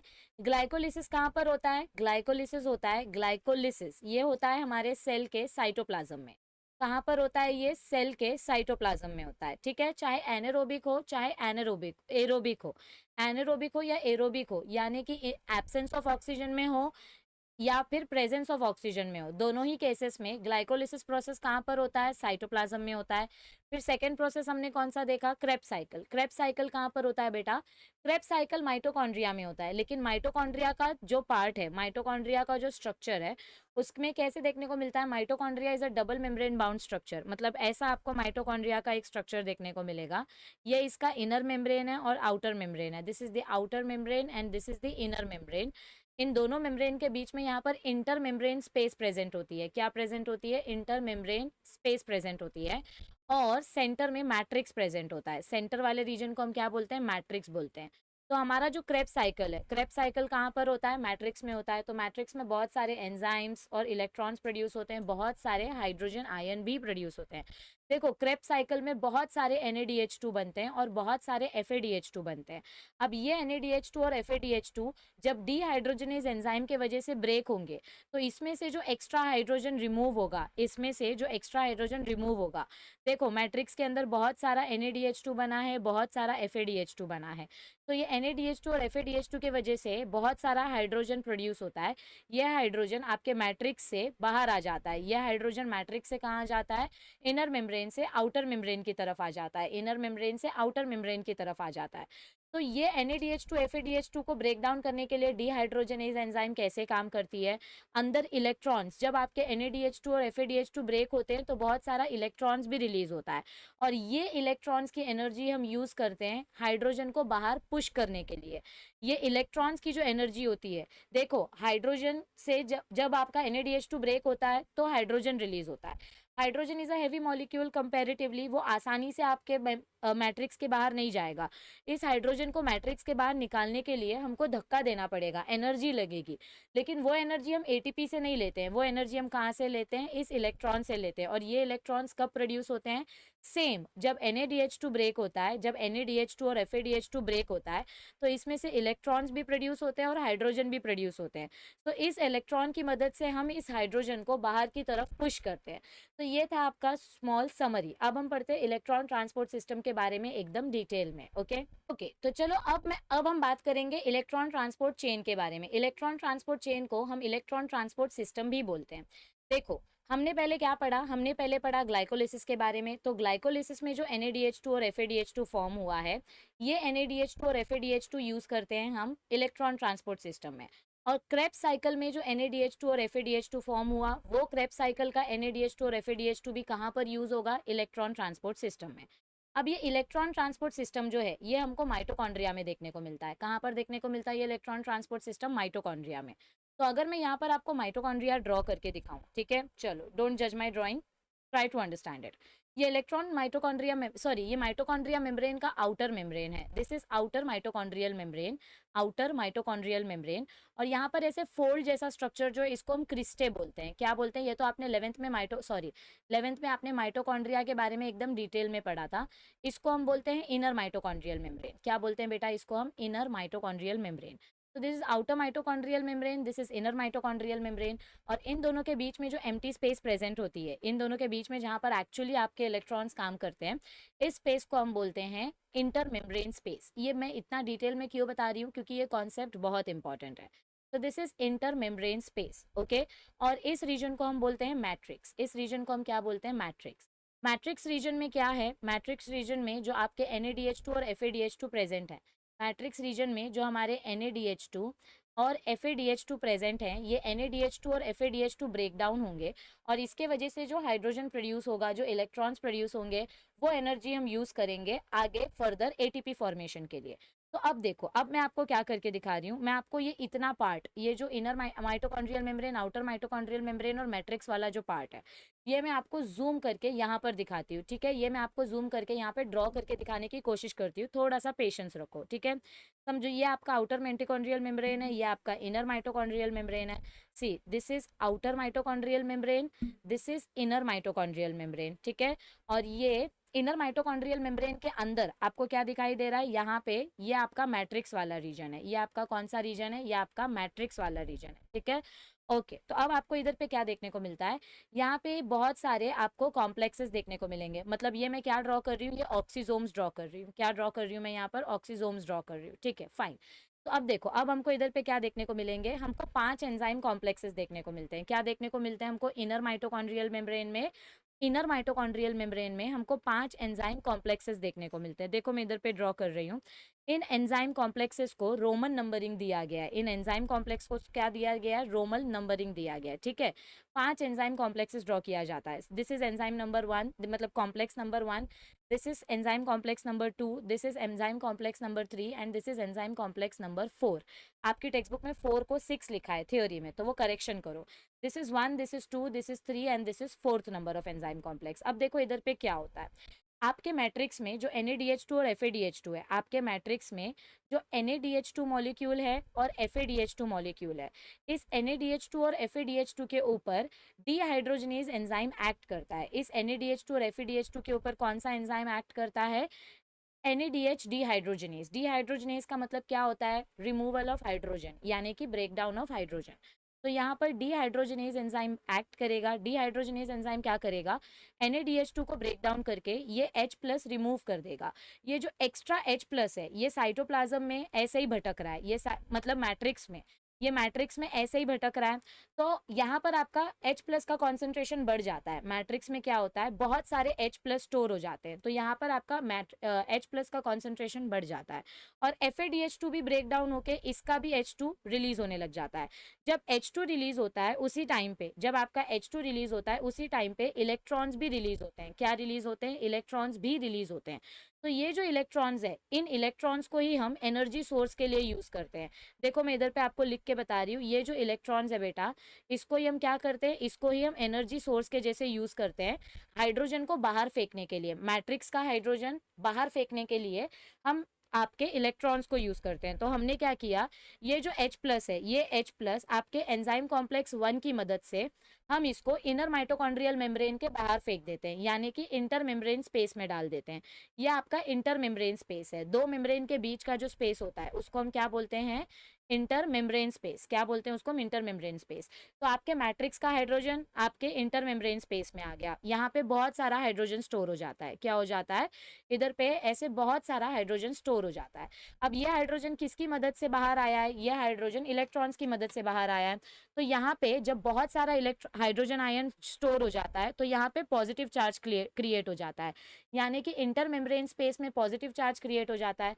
और अंदर इलेक्ट्रॉन्स का डेंसिटी ज्यादा है, अंदर इलेक्ट्रॉन्स का डेंसिटी ज्यादा है, इसीलिए मैट्रिक्स के अंदर नेगेटिव चार्ज क्रिएट हो जाएगा और इंटर मेम्ब्रेन स्पेस में पॉजिटिव चार्ज क्रिएट हो जाएगा। और इसको हम बोलते हैं इलेक्ट्रोकेमिकल ग्रेडियंट। इसको हम क्या बोलते हैं बेटा? इलेक्ट्रो केमिकल ग्रेडियंट, यानी कि एक लेयर बन जाता है, एक लेवल बन जाता है। बाहर हाइड्रोजन ज्यादा है, अंदर हाइड्रोजन कम है। अब ये जो ग्रेडियंट है, ये ग्रेडियंट हमको बैलेंस करना पड़ता है। तो जब हाइड्रोजन आयंस बाहर ज्यादा हो जाते हैं तो इन हाइड्रोजन आयंस को हमको वापस अंदर लेना पड़ता है। इनको वापस अंदर लेने के लिए, ये आपका जो एंजाइम कॉम्प्लेक्स नंबर 5 है, यहाँ पर आपका एक एटीपी सिंथेज एंजाइम प्रेजेंट रहता है। क्या प्रेजेंट रहता है? यहाँ पे आपका एक एटीपी सिंथेज एंजाइम प्रेजेंट रहता है, जो आपके इस हाइड्रोजन को, जो हाइड्रोजन बाहर चला गया था, वो हाइड्रोजन देखो, जो हाइड्रोजन बाहर गया है वो आपके मेम्ब्रेन से नहीं गया है, वो हाइड्रोजन आपके कॉम्प्लेक्स के वजह से गया है। जो एंजाइम कॉम्प्लेक्सेस प्रेजेंट है ना, ये देखो, ये जो एंजाइम कॉम्प्लेक्सेस प्रेजेंट है, इस एंजाइम कॉम्प्लेक्स की मदद से हाइड्रोजन बाहर गया है।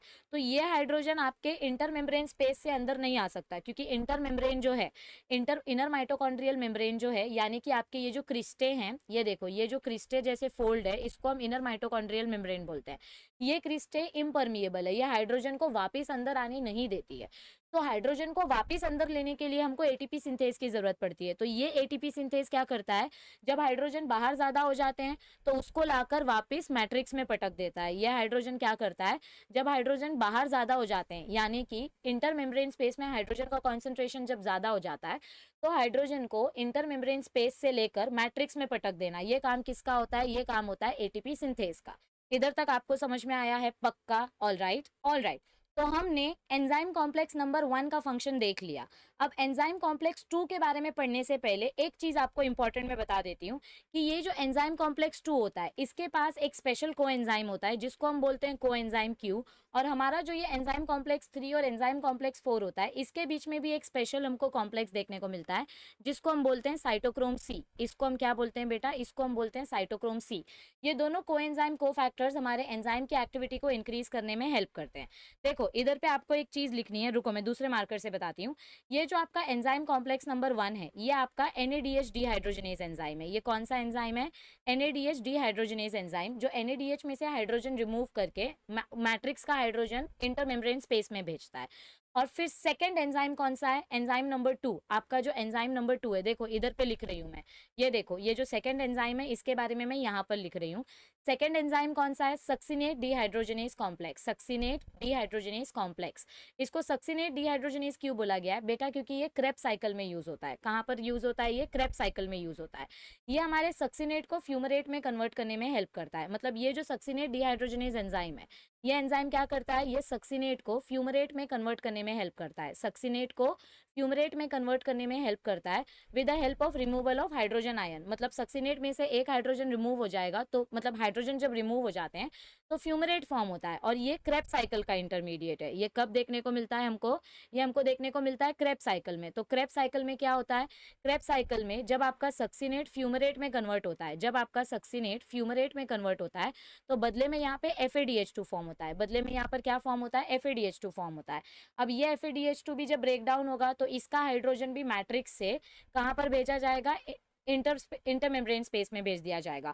कॉम्प्लेक्स नंबर 1 का काम है NADH में से हाइड्रोजन निकालना। कॉम्प्लेक्स नंबर 2 का काम है सक्सिनेट को फ्यूमरेट में कन्वर्ट करना, और उसमें से जो FADH2 फॉर्म हो रहा है, उस FADH2 के हाइड्रोजन को मैट्रिक्स में से इंटरमेम्ब्रेन स्पेस में डाल देना। देखो, जितने भी हाइड्रोजन आप जमा कर रहे हो, इधर पे देखो, जितने भी हाइड्रोजन आप जमा कर रहे हो, ये 1 मिनट मार्कर का चेक कलर, हाँ, ये देखो, जितने भी हाइड्रोजन आप जमा कर रहे हो, ये हाइड्रोजन हम क्या करते हैं?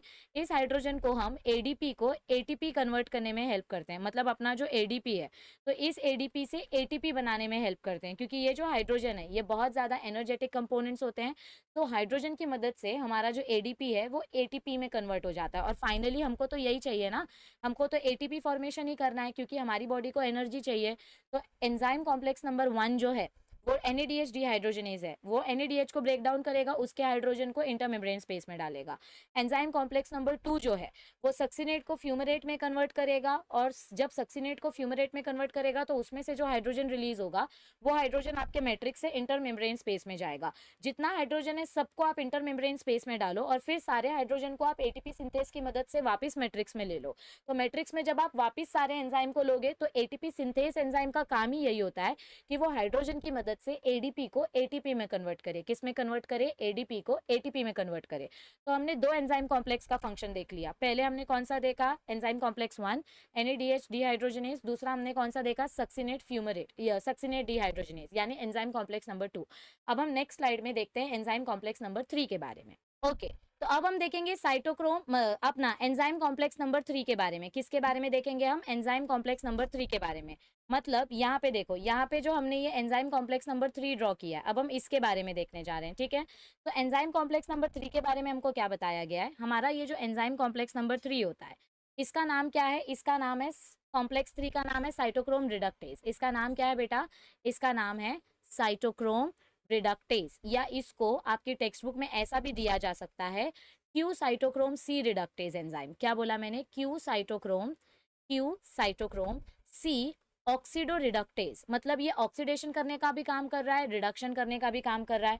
ये जो साइटोक्रोम एंजाइम है, ये साइटोक्रोम्स जो हैं, ये एक टाइप के प्रोटीन्स हैं। ये क्या हैं? ये एक टाइप के प्रोटीनिक कंपाउंड है। तो these cytochromes are haem compounds. ये हमारे साइटोक्रोम्स क्या हैं? These are haem complexes. इनको हीम कॉम्प्लेक्सेस क्यों बोला गया है? ये मतलब ऐसे कंपाउंड्स हैं जो प्रोटीनिक कंपाउंड है, इनको हीम कॉम्प्लेक्सेस क्यों बोला गया है? क्योंकि इनके अंदर Fe2+ जो आयन होता है, वो रिड्यूस्ड फॉर्म में भी प्रेजेंट हो सकता है या ऑक्सीडाइज्ड फॉर्म में भी प्रेजेंट हो सकता है। वो रिड्यूस्ड फॉर्म में भी हो सकता है या ऑक्सीडाइज्ड फॉर्म में भी हो सकता है, इसीलिए इसको ऑक्सीडो रिडक्टेज एंजाइम बोला है। तो बेसिकली देखो, साइटोक्रोम रिडक्टेज एंजाइम के बारे में आपको क्या रखना है कि ये जो साइटोक्रोम 3 का या जो आपका एंजाइम 3 कॉम्प्लेक्स है, इसका मेन फंक्शन क्या होता है? इसके पास 3 टाइप के साइटोक्रोम्स होते हैं। एक होता है साइटोक्रोम C1, एक होता है साइटोक्रोम C1, एक होता है साइटोक्रोम बी, एक होता है साइटोक्रोम बी, और एक होता है साइटोक्रोम सी। एक क्या होता है इनके पास? एक होता है साइटोक्रोम सी, ठीक है। और इन तीनों के तीनों साइटोक्रोम्स का काम क्या होता है? जो इलेक्ट्रॉन्स प्रोड्यूस हो रहे हैं NADH2 और FADH2 को ब्रेक डाउन करने के वजह से जो इलेक्ट्रॉन्स प्रोड्यूस हो रहे हैं, ये इलेक्ट्रॉन साइटोक्रोम C1 और साइटोक्रोम बी कलेक्ट करेंगे, और सारे इलेक्ट्रॉन्स को कलेक्ट करके ये किसको दे देंगे? साइटोक्रोम सी को दे देंगे। और फिर ये साइटोक्रोम सी किसके पास जाएगा? ये जाएगा एंजाइम कॉम्प्लेक्स नंबर 4 के बारे में। हमने एंजाइम कॉम्प्लेक्स नंबर 1 का फंक्शन देखा। एंजाइम कॉम्प्लेक्स नंबर 1 का क्या काम होता है? NADH डिहाइड्रोजनेज करना। एंजाइम कॉम्प्लेक्स नंबर 2 का फंक्शन क्या होता है? सक्सिनेट डिहाइड्रोजनेज करना। मतलब जिधर जिधर से पॉसिबल है उधर उधर से NADH को ब्रेक डाउन करो, FADH को ब्रेक डाउन करो और हाइड्रोजन कलेक्ट करके इंटरमेम्ब्रेन स्पेस में डालो। फिर हमने एंजाइम कॉम्प्लेक्स नंबर 3 के बारे में देखा। एंजाइम कॉम्प्लेक्स नंबर 3 क्या करता है? जितना भी एक्स्ट्रा इलेक्ट्रॉन्स प्रोड्यूस हो रहा है, देखो हाइड्रोजन जब प्रोड्यूस हो रहा है तो उसके साथ साथ इलेक्ट्रॉन्स भी प्रोड्यूस हो रहा है, तो जितना भी एक्स्ट्रा इलेक्ट्रॉन्स प्रोड्यूस हो रहा है वो इलेक्ट्रॉन्स आपके साइटोक्रोम्स के पास जाते हैं, और साइटोक्रोम्स की मदद से वो जाते हैं आपके एंजाइम कॉम्प्लेक्स नंबर 4 के पास। अब देखो, अब एंजाइम कॉम्प्लेक्स नंबर 4 के बारे में हमको क्या बताया गया है? Let me just right it for you. Enzyme complex number 4 को हम क्या बोलते हैं? Cytochrome oxidase. यह आपका कॉम्प्लेक्स नंबर 4 है। देखो इधर पे हमने ड्रॉ किया था, ये देखो सब लोग इधर पे, ये अपना जो एंजाइम कॉम्प्लेक्स नंबर 4 है, ये एंजाइम कॉम्प्लेक्स नंबर 4 का नाम क्या है? दिस इज कॉम्प्लेक्स 4, और इसको हम बोलते हैं साइटोक्रोम सी ऑक्सीडेज एंजाइम। इसको हम क्या बोलते हैं? Cytochrome c oxidase enzyme. क्या बोलते हैं बेटा इसको? Cytochrome c oxidase enzyme. इसके पास क्या प्रेजेंट होते हैं? इसके पास स्पेशल हीम और कॉपर यूनिट्स प्रेजेंट होते हैं। इसके पास हीम मतलब क्या होता है? हीम मतलब आयरन। तो इसके पास स्पेशल हीम और कॉपर के यूनिट्स प्रेजेंट होते हैं। अब ये हीम और कॉपर के यूनिट्स की मदद से क्या करेगा? चलो उसके बारे में देखते हैं। तो हमने क्या बोला कि ये जो हीम और कॉपर यूनिट्स है, इनका काम क्या होता है? ये जो हमारा साइटोक्रोम एंजाइम नंबर 4 है, ये जो कॉम्प्लेक्स नंबर 4 है, इसका मेन काम क्या होता है बच्चों? इसका मेन काम होता है साइटोक्रोम सी से जो इलेक्ट्रॉन्स आ रहे हैं, साइटोक्रोम सी से, यानी कि एंजाइम कॉम्प्लेक्स नंबर 3 से जो इलेक्ट्रॉन्स आ रहे हैं, ये इलेक्ट्रॉन्स आपके किधर पे जाएंगे? ये जो इलेक्ट्रॉन्स और हाइड्रोजन आयन है, ये आपके कॉम्प्लेक्स नंबर 4 में जाएंगे। तो इधर से जो भी इलेक्ट्रॉन्स आ रहे हैं, वो इलेक्ट्रॉन्स आपका कॉम्प्लेक्स नंबर 4 एक्सेप्ट करता है, और वो हमारे ऑक्सीजन को रिड्यूस कर देता है। मतलब साइटोक्रोम सी को ऑक्सीडाइज कर देता है। ऑक्सीडाइज करना यानी कि लूज ऑफ इलेक्ट्रॉन्स, और रिडक्शन करना यानी कि गेन ऑफ इलेक्ट्रॉन्स। देखो आपको मैं एक छोटा सा ट्रिक बताती हूँ। Oil and rig, oil and rig. Oil मतलब ये बहुत सारे टीचर्स यूज करते हैं। ऑयल एंड रिग, ऑयल मतलब क्या होता है? ऑयल मतलब ऑक्सीडेशन। ऑयल मतलब क्या होता है? Oxidation is loss of electrons. Oil मतलब क्या होता है? Oxidation is loss of electrons. Is, I for is and L for loss. और रिग का मतलब क्या होता है? रिग मतलब रिडक्शन, आई मतलब इज और जी मतलब गेन। तो ऑक्सीडेशन मतलब लॉस ऑफ इलेक्ट्रॉन्स, तो साइटोक्रोम का जो इलेक्ट्रॉन है वो लूज हो रहा है, इसका मतलब साइटोक्रोम सी ऑक्सीडाइज हो रहा है। साइटोक्रोम सी ऑक्सीडाइज होके वो किसको रिड्यूस कर रहा है, वो O2 को रिड्यूस कर रहा है। साइटोक्रोम सी ऑक्सीडाइज होके अपना इलेक्ट्रॉन्स एंजाइम कॉम्प्लेक्स 4 को दे रहा है। अब ये एंजाइम कॉम्प्लेक्स 4 क्या करेगा, ये हमारे ऑक्सीजन को रिड्यूस करेगा। रिड्यूस करना मतलब क्या होता है, H प्लस आयन ऐड करना, H प्लस आयन ऐड करना। तो आपका जो ऑक्सीजन है वो रिड्यूस होके क्या हो जाएगा, वो वाटर में कन्वर्ट हो जाएगा। किस में कन्वर्ट हो जाएगा, वाटर में कन्वर्ट हो जाएगा, और यहाँ से भी इलेक्ट्रॉन्स रिलीज होंगे। अब देखते हैं एंजाइम कॉम्प्लेक्स नंबर 5 का क्या काम होता है, एटीपी सिंथेस का क्या काम होता है। इधर तक आपको समझ में आया, ऑल राइट, ऑल राइट। तो अब हम देखेंगे कि एटीपी सिंथेस का क्या काम होता है, मतलब कॉम्प्लेक्स नंबर 5 जो है उसका एक्चुअली क्या काम होता है। देखो यहाँ पर मैंने आपके लिए एकदम सिंपल सा एक डायग्राम पहले से बना के रखा है। जो डायग्राम हमने पीछे देखा ये वही डायग्राम है। ये है आपका एंजाइम कॉम्प्लेक्स नंबर 1, ये है आपका एंजाइम कॉम्प्लेक्स नंबर 2, ये है आपका enzyme complex number 3, enzyme complex number 4, और ये एंजाइम कॉम्प्लेक्स नंबर 5 को ही आप एटीपी सिंथेस बोल सकते हो। तो बेसिकली एंजाइम कॉम्प्लेक्स नंबर 1 जो है वो उल्टा एल के जैसा होता है। ये क्या करता है, ये आपके क्रेब्स साइकिल में जितने भी NADH2 बन रहे हैं, FADH2 बन रहे हैं, उसको डिहाइड्रोजनेज करने का काम करेगा। यानी उसमें से जो हाइड्रोजन निकल रहे हैं उन हाइड्रोजन को ये पकड़ के आपके इंटर मेम्ब्रेन स्पेस में डाल देता है, ठीक है। और जब ये हाइड्रोजन निकालता है तो उसी टाइम पे जो इलेक्ट्रॉन्स प्रोड्यूस होते हैं वो इलेक्ट्रॉन्स जो हैं वो आपके आयरन को रिड्यूस कर देते हैं, ठीक है। रिड्यूस भी कर देते हैं, ऑक्सीडाइज भी कर देते हैं। अब यही आयरन जब आगे जाके अपने इलेक्ट्रॉन्स को ट्रांसफर करेगा तो ये आयरन कहाँ पर जाएगा, ये जाएगा आपके एंजाइम कॉम्प्लेक्स नंबर 2 के पास। कहाँ जाएगा, ये जाएगा एंजाइम कॉम्प्लेक्स नंबर 2 के पास। एंजाइम कॉम्प्लेक्स नंबर 2 जो है वो सक्सीनेट डिहाइड्रोजनेज है। ये सक्सीनेट को फ्यूमरेट में कन्वर्ट करता है, और इस टाइम पे जो आपका FADH2 बनता है, इसी टाइम पे जो आपका FADH2 बनता है, इस FADH2 को ब्रेक करके इसमें से जो हाइड्रोजन प्रोड्यूस होता है वो हाइड्रोजन भी हम अपने को एंजाइम क्यू के पास भेजते हैं। को enzyme Q is nothing but ubiquitin. तो ये जो यूबिक्विटीन है ये आपके इस हाइड्रोजन को एक्सेप्ट करके रिड्यूस हो जाता है, तो ये हो जाता है रिड्यूस्ड को एंजाइम क्यू।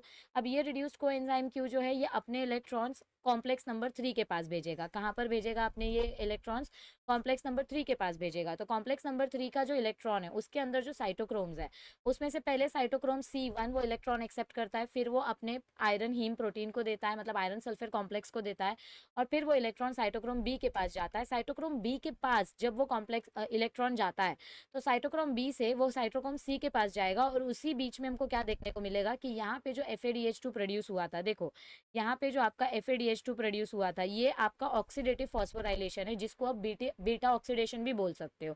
यह आपका ऑक्सीडेटिव फॉस्फोराइलेशन है। तो बीटा ऑक्सीडेशन के टाइम पे या कनेक्टिंग लिंक जो है उस टाइम पे आपको जो एक्स्ट्रा FADH2 मिलता है, उस एक्स्ट्रा FADH2 का ब्रेक डाउन करके आपको यहाँ पर और यहाँ पर आपको जितने भी एक्स्ट्रा हाइड्रोजन मिले ये भी हम इंटर मेम्ब्रेन स्पेस में फेंक देते हैं। मैं आपको बार बार बोल रही हूँ, हम बार बार हाइड्रोजन को इंटर मेम्ब्रेन स्पेस में कलेक्ट करेंगे। फिर इंटर मेम्ब्रेन स्पेस के पास से अब आपका ये हाइड्रोजन जाएगा साइटोक्रोम C के पास, साइटोक्रोम C से ये जाएगा एंजाइम कॉम्प्लेक्स नंबर 4 के पास। एंजाइम कॉम्प्लेक्स नंबर 4 में कॉपर यूनिट्स है और आपके साइटोक्रोम A और साइटोक्रोम A3 है। तो साइटोक्रोम A और साइटोक्रोम A3 इन इलेक्ट्रॉन्स को एक्सेप्ट करेंगे, और इलेक्ट्रॉन्स को एक्सेप्ट करके वो हमारे ऑक्सीजन को रिड्यूस कर देंगे, वाटर मॉलिक्यूल में कन्वर्ट कर देंगे। जब यहाँ पर वाटर मॉलिक्यूल कन्वर्ट होता है तो आपका 2 हाइड्रोजन मॉलिक्यूल्स वापस इंटरमेम्ब्रेन स्पेस में चला जाता है। अब यहाँ पे हाइड्रोजन का इतना सारा कॉन्सेंट्रेशन हो गया है कि यहाँ पे हाइड्रोजन बहुत ज़्यादा हाई कॉन्सेंट्रेशन में प्रेजेंट हो जाता है, और इनर माइटोकॉन्ड्रियल मेम्ब्रेन का हाइड्रोजन कॉन्सेंट्रेशन एकदम लो हो जाता है, ठीक है। तो अब बाहर की तरफ हाई कॉन्सेंट्रेशन है, यहाँ पर लो कॉन्सेंट्रेशन है, और हमको ATP बनाना है। तो अब ये ATP बनाने के लिए हमारा ATP सिंथेज एंजाइम, जिसको कॉम्प्लेक्स नंबर 5 भी आप बोल सकते हो, ये ATP सिंथेज एंजाइम क्या करता है, ये हाइड्रोलिक मोटर पंप के जैसा काम करता है। देखो आपने देखा होगा कि झरने में से जब पानी गिरता है तो यहाँ पे आपका एक ऐसे टरबाइन लगा हुआ होता है, ऐसे एक टरबाइन लगा हुआ होता है। इसके ऊपर जब पानी गिरता है तो ये टरबाइन उस पानी को एकदम एनर्जी, जब आपका ये पानी ठप ठप ठप करके इस टरबाइन पे गिरता है तो इसमें से जो एनर्जी रिलीज होती है वो एनर्जी हम यूज करते हैं ATP फॉर्म करने के लिए। तो जैसे हाइड्रो इलेक्ट्रिक इलेक्ट्रिसिटी जनरेशन होता है, ठीक उसी तरीके से यहाँ पे जब इतना सारा हाइड्रोजन जमा हो जाता है तो ATP सिंथेस ये टरबाइन का काम करता है। ATP सिंथेस क्या करता है, टरबाइन का काम करता है, और ये सारे हाइड्रोजन को लेके ADP को ATP में कन्वर्ट कर देता है, और हमको finally electron transport chain and होते होते बहुत सारे ATP मॉलिक्यूल्स मिल जाते हैं। तो आई होप आपको इलेक्ट्रॉन ट्रांसपोर्ट चेन अच्छे से समझ में आ गया होगा। देखो, ये आपका हाइड्रोजन डायरेक्ट खुद से क्यों नहीं आ सकता मैट्रिक्स के अंदर? ये डायरेक्ट इसीलिए नहीं आ सकता क्योंकि इनर माइटोकॉन्ड्रियल मेम्ब्रेन आपका इम्परमिएबल होता है। इनर माइटोकॉन्ड्रियल मेम्ब्रेन कैसा होता है? इम्परमिएबल होता है। तो आपके हाइड्रोजन को कलेक्ट करके इनर माइटोकॉन्ड्रियल मेम्ब्रेन के अंदर फेंकने का काम किसका होता है? एटीपी सिंथेस का। ये हमेशा याद रखो। अब हम देखते हैं फाइनल कैलकुलेशन कि ग्लाइकोलिसिस में कितना एटीपी मिला, क्रेब्स साइकिल में कितना एटीपी मिला, और आपके इलेक्ट्रॉन ट्रांसपोर्ट चेन में कितना एटीपी मिला। तो देखो, ये आपका पूरा थ्योरी है। आप ये थ्योरी अच्छे से पढ़ लो। ये टेक्स्ट बुक का डायग्राम भी आप मेरे डायग्राम के साथ कंपेयर करके पढ़ो, आपको अच्छे से समझ में आ जाएगा। ठीक है, ओके। तो अब ये रहा आपका एनर्जी चार्ट। अब एनर्जी चार्ट में देखो, हमने क्या देखा था? कंजम्पशन, यानी कि एटीपी कितना यूज हो रहा है। ठीक है, मेरे को पेन चेंज करने दो। यस, तो हमने क्या देखा था? कंजम्पशन यानी कि एनर्जी यूज होना। तो ग्लाइकोलिसिस का प्रिपरेटरी फेज जो था उसमें 2 एटीपी यूज हो गया था, और पे ऑफ फेज में हमको क्या मिला था? पे ऑफ फेज में हमको 8 एटीपी प्रोड्यूस होके मिला था, मतलब टोटल 10 एटीपी मिला था। सबस्ट्रेट लेवल फॉस्फोराइलेशन में 4 और 2 NADH2 मॉलिक्यूल्स मिले थे हमको। 2 NADH2 मॉलिक्यूल्स मिले थे, तो टोटल हमको 10 एटीपी मिला। लेकिन इस 10 में से आप ये वाला 2 एटीपी माइनस कर दो, तो टोटल एटीपी कितना बचा? 8 एटीपी मॉलिक्यूल्स बचा। फिर सेकंड आता है आपका कनेक्टिंग लिंक। ये आपका कनेक्टिंग लिंक वाला रिएक्शन है। कनेक्टिंग लिंक में हमको क्या देखने को मिलता है? इधर पे एटीपी यूज नहीं होती है, लेकिन इधर पे हमको 2 NADH2 मिलते हैं। देखो, do you remember this connecting link वाला इक्वेशन? अगर आपको याद नहीं है तो मैं आपको याद दिला देती हूँ। ये देखो, यहाँ पर देखो, आपको ये एक पायरुविक एसिड है तो एक NADH2, लेकिन टोटल ग्लूकोज में से 2 पायरुविक एसिड बनती है ना, तो इधर पे हम 2 NADH2 काउंट करते हैं। सो कंफ्यूज मत होना, 2 पायरुविक एसिड बनता है इसीलिए 2 NADH2 काउंट होता है। तो इधर पे 2 NADH2 बना इसीलिए 6 एटीपी। तो इसका ये टोटल 6 एटीपी ये एज इट इज आएगा क्योंकि यहाँ पे कोई एटीपी यूज नहीं हुआ है। फिर क्रेब्स साइकिल। क्रेब्स साइकिल में हमने क्या देखा? सबस्ट्रेट लेवल फॉस्फोराइलेशन में आपका 2 एटीपी बना, यानी सक्सिनेट टू फ्यूमरेट के conversion, sorry, alpha ketoglutarate to succinate के कन्वर्जन में 6 आपको 6 NADH2 मॉलिक्यूल्स मिले। देखो, एक क्रेब्स साइकिल में 3 NADH2 मिलता है, लेकिन एक क्रेब्स साइकिल सिर्फ एक पायरुविक एसिड के मॉलिक्यूल के लिए होता है। हमारे पास टोटल 2 पायरुविक एसिड मॉलिक्यूल है, तो 2 बार क्रेब्स साइकिल होगा तो टोटल 6 NADH2 मिलेगा। एक NADH2 से 3 एटीपी बनता है, तो 6 3 कितना होगा? 18 होगा। और FADH2 2 मिलता है। ठीक है, एक क्रेब्स साइकिल में एक FADH2 मिला, लेकिन जब 2 बार क्रेब्स साइकिल करेंगे तो FADH2 का क्वांटिटी भी डबल हो जाएगा। जैसे NADH2 डबल हो गया, वैसे FADH2 भी डबल हो जाएगा। मैं बार बार बोल रही हूँ, ये एक पायरुविक एसिड के लिए है, लेकिन हमको 2 पायरुविक एसिड मिलता है, तो 2 पायरुविक एसिड के हिसाब से सब कुछ डबल हो जाता है। तो 2 FADH2 मिलता है, तो एक FADH2 से 2 एटीपी मिलता है, तो 2 FADH2 से 4 एटीपी मिलेगा। तो ये 2 + 18 + 4 टोटल कितना हो गया? 22 एटीपीज हो गए। टोटल कितने हो गए? सॉरी, ये देखो, सॉरी सॉरी सॉरी, ये 18 + 4 22 + 2 24। सो टोटल एटीपीज कितने हो गए अपने पास? 24 एटीपी हो गए। अब काउंट करो, 8 + 6 + 24, टोटल एटीपीज कितना हो गया? 38 एटीपीज हो गया। तो टेक्निकली अगर देखा जाए तो अगर आप जब खाना खाते हो, जब आप एक ग्लूकोज का बिस्किट खाते हो, तो उसमें से जब एक ग्लूकोज मॉलिक्यूल ब्रेक डाउन होता है तो आपको 38 एटीपी मॉलिक्यूल्स मिलते हैं। और जब आप इन एटीपी मॉलिक्यूल्स को ब्रेक डाउन करते हो तो इसमें से जो हीट एनर्जी रिलीज होती है वो एनर्जी हमारे सेल्स यूज करते हैं, और सेल्स को एनर्जी मिलने के बाद वो अपना काम करना स्टार्ट करते हैं। तो ये था आपका पूरा रेस्पिरेशन चैप्टर का conclusion, glycolysis, Krebs cycle, pyruvate का कनेक्टिंग लिंक और इलेक्ट्रॉन ट्रांसपोर्ट चेन के बारे में। इतना आपको समझ में आया अच्छे से? पक्का? All right. अब हम लास्ट रेस्पिरेटरी क्वेश्चन के बारे में देख लेते हैं। तो देखो, ये आपका पूरा का पूरा एरोबिक रेस्पिरेशन का समरी है। ग्लाइकोलिसिस से आपको पायरुविक एसिड मिला, पायरुविक एसिड से आपने एसिटाइल कोएंजाइम ए बनाया, acetyl coenzyme A Krebs cycle करता है माइटोकॉन्ड्रिया के मैट्रिक्स के अंदर। फिर क्रेब्स साइकिल से आपको बहुत सारे NADH2 FADH2 मिलते हैं। ये NADH2 FADH2 आपके माइटोकॉन्ड्रियल इनर मेम्ब्रेन और आउटर मेम्ब्रेन की मदद से पूरा इलेक्ट्रॉन ट्रांसपोर्ट चेन कवर करते हैं, और ये पूरा इलेक्ट्रॉन ट्रांसपोर्ट चेन कवर करके हमको क्या मिलता है? एटीपी मॉलिक्यूल मिलता है। तो ये था आपका पूरा एरोबिक रेस्पिरेशन का summary. Significance of electron transport chain में आपको क्या बताया गया है कि जब भी आप एक ग्लूकोज मॉलिक्यूल को ब्रेक डाउन करते हो तो आपको टोटल 38 एटीपी मॉलिक्यूल्स मिलता है। द इलेक्ट्रॉन ट्रांसपोर्ट चेन और terminal oxidation generates major amount of energy in the form of ATP molecules. 34 ATP molecules out of 38 ATP molecules are produced through ETS, यानी electron transport system की मदद से हमको total 34 ATP molecules मिलता है। मतलब basically ये एरोबिक रेस्पिरेशन के वजह से हमको 34 एटीपी मॉलिक्यूल्स मिलता है, और ग्लाइकोलिसिस के वजह से यहाँ पे हमको 4 एटीपी मॉलिक्यूल्स मिलता है। तो ये 34 + 4 हो जाता है 38। Okay, it regenerates oxidised coenzyme such as NAD+ and FAD+।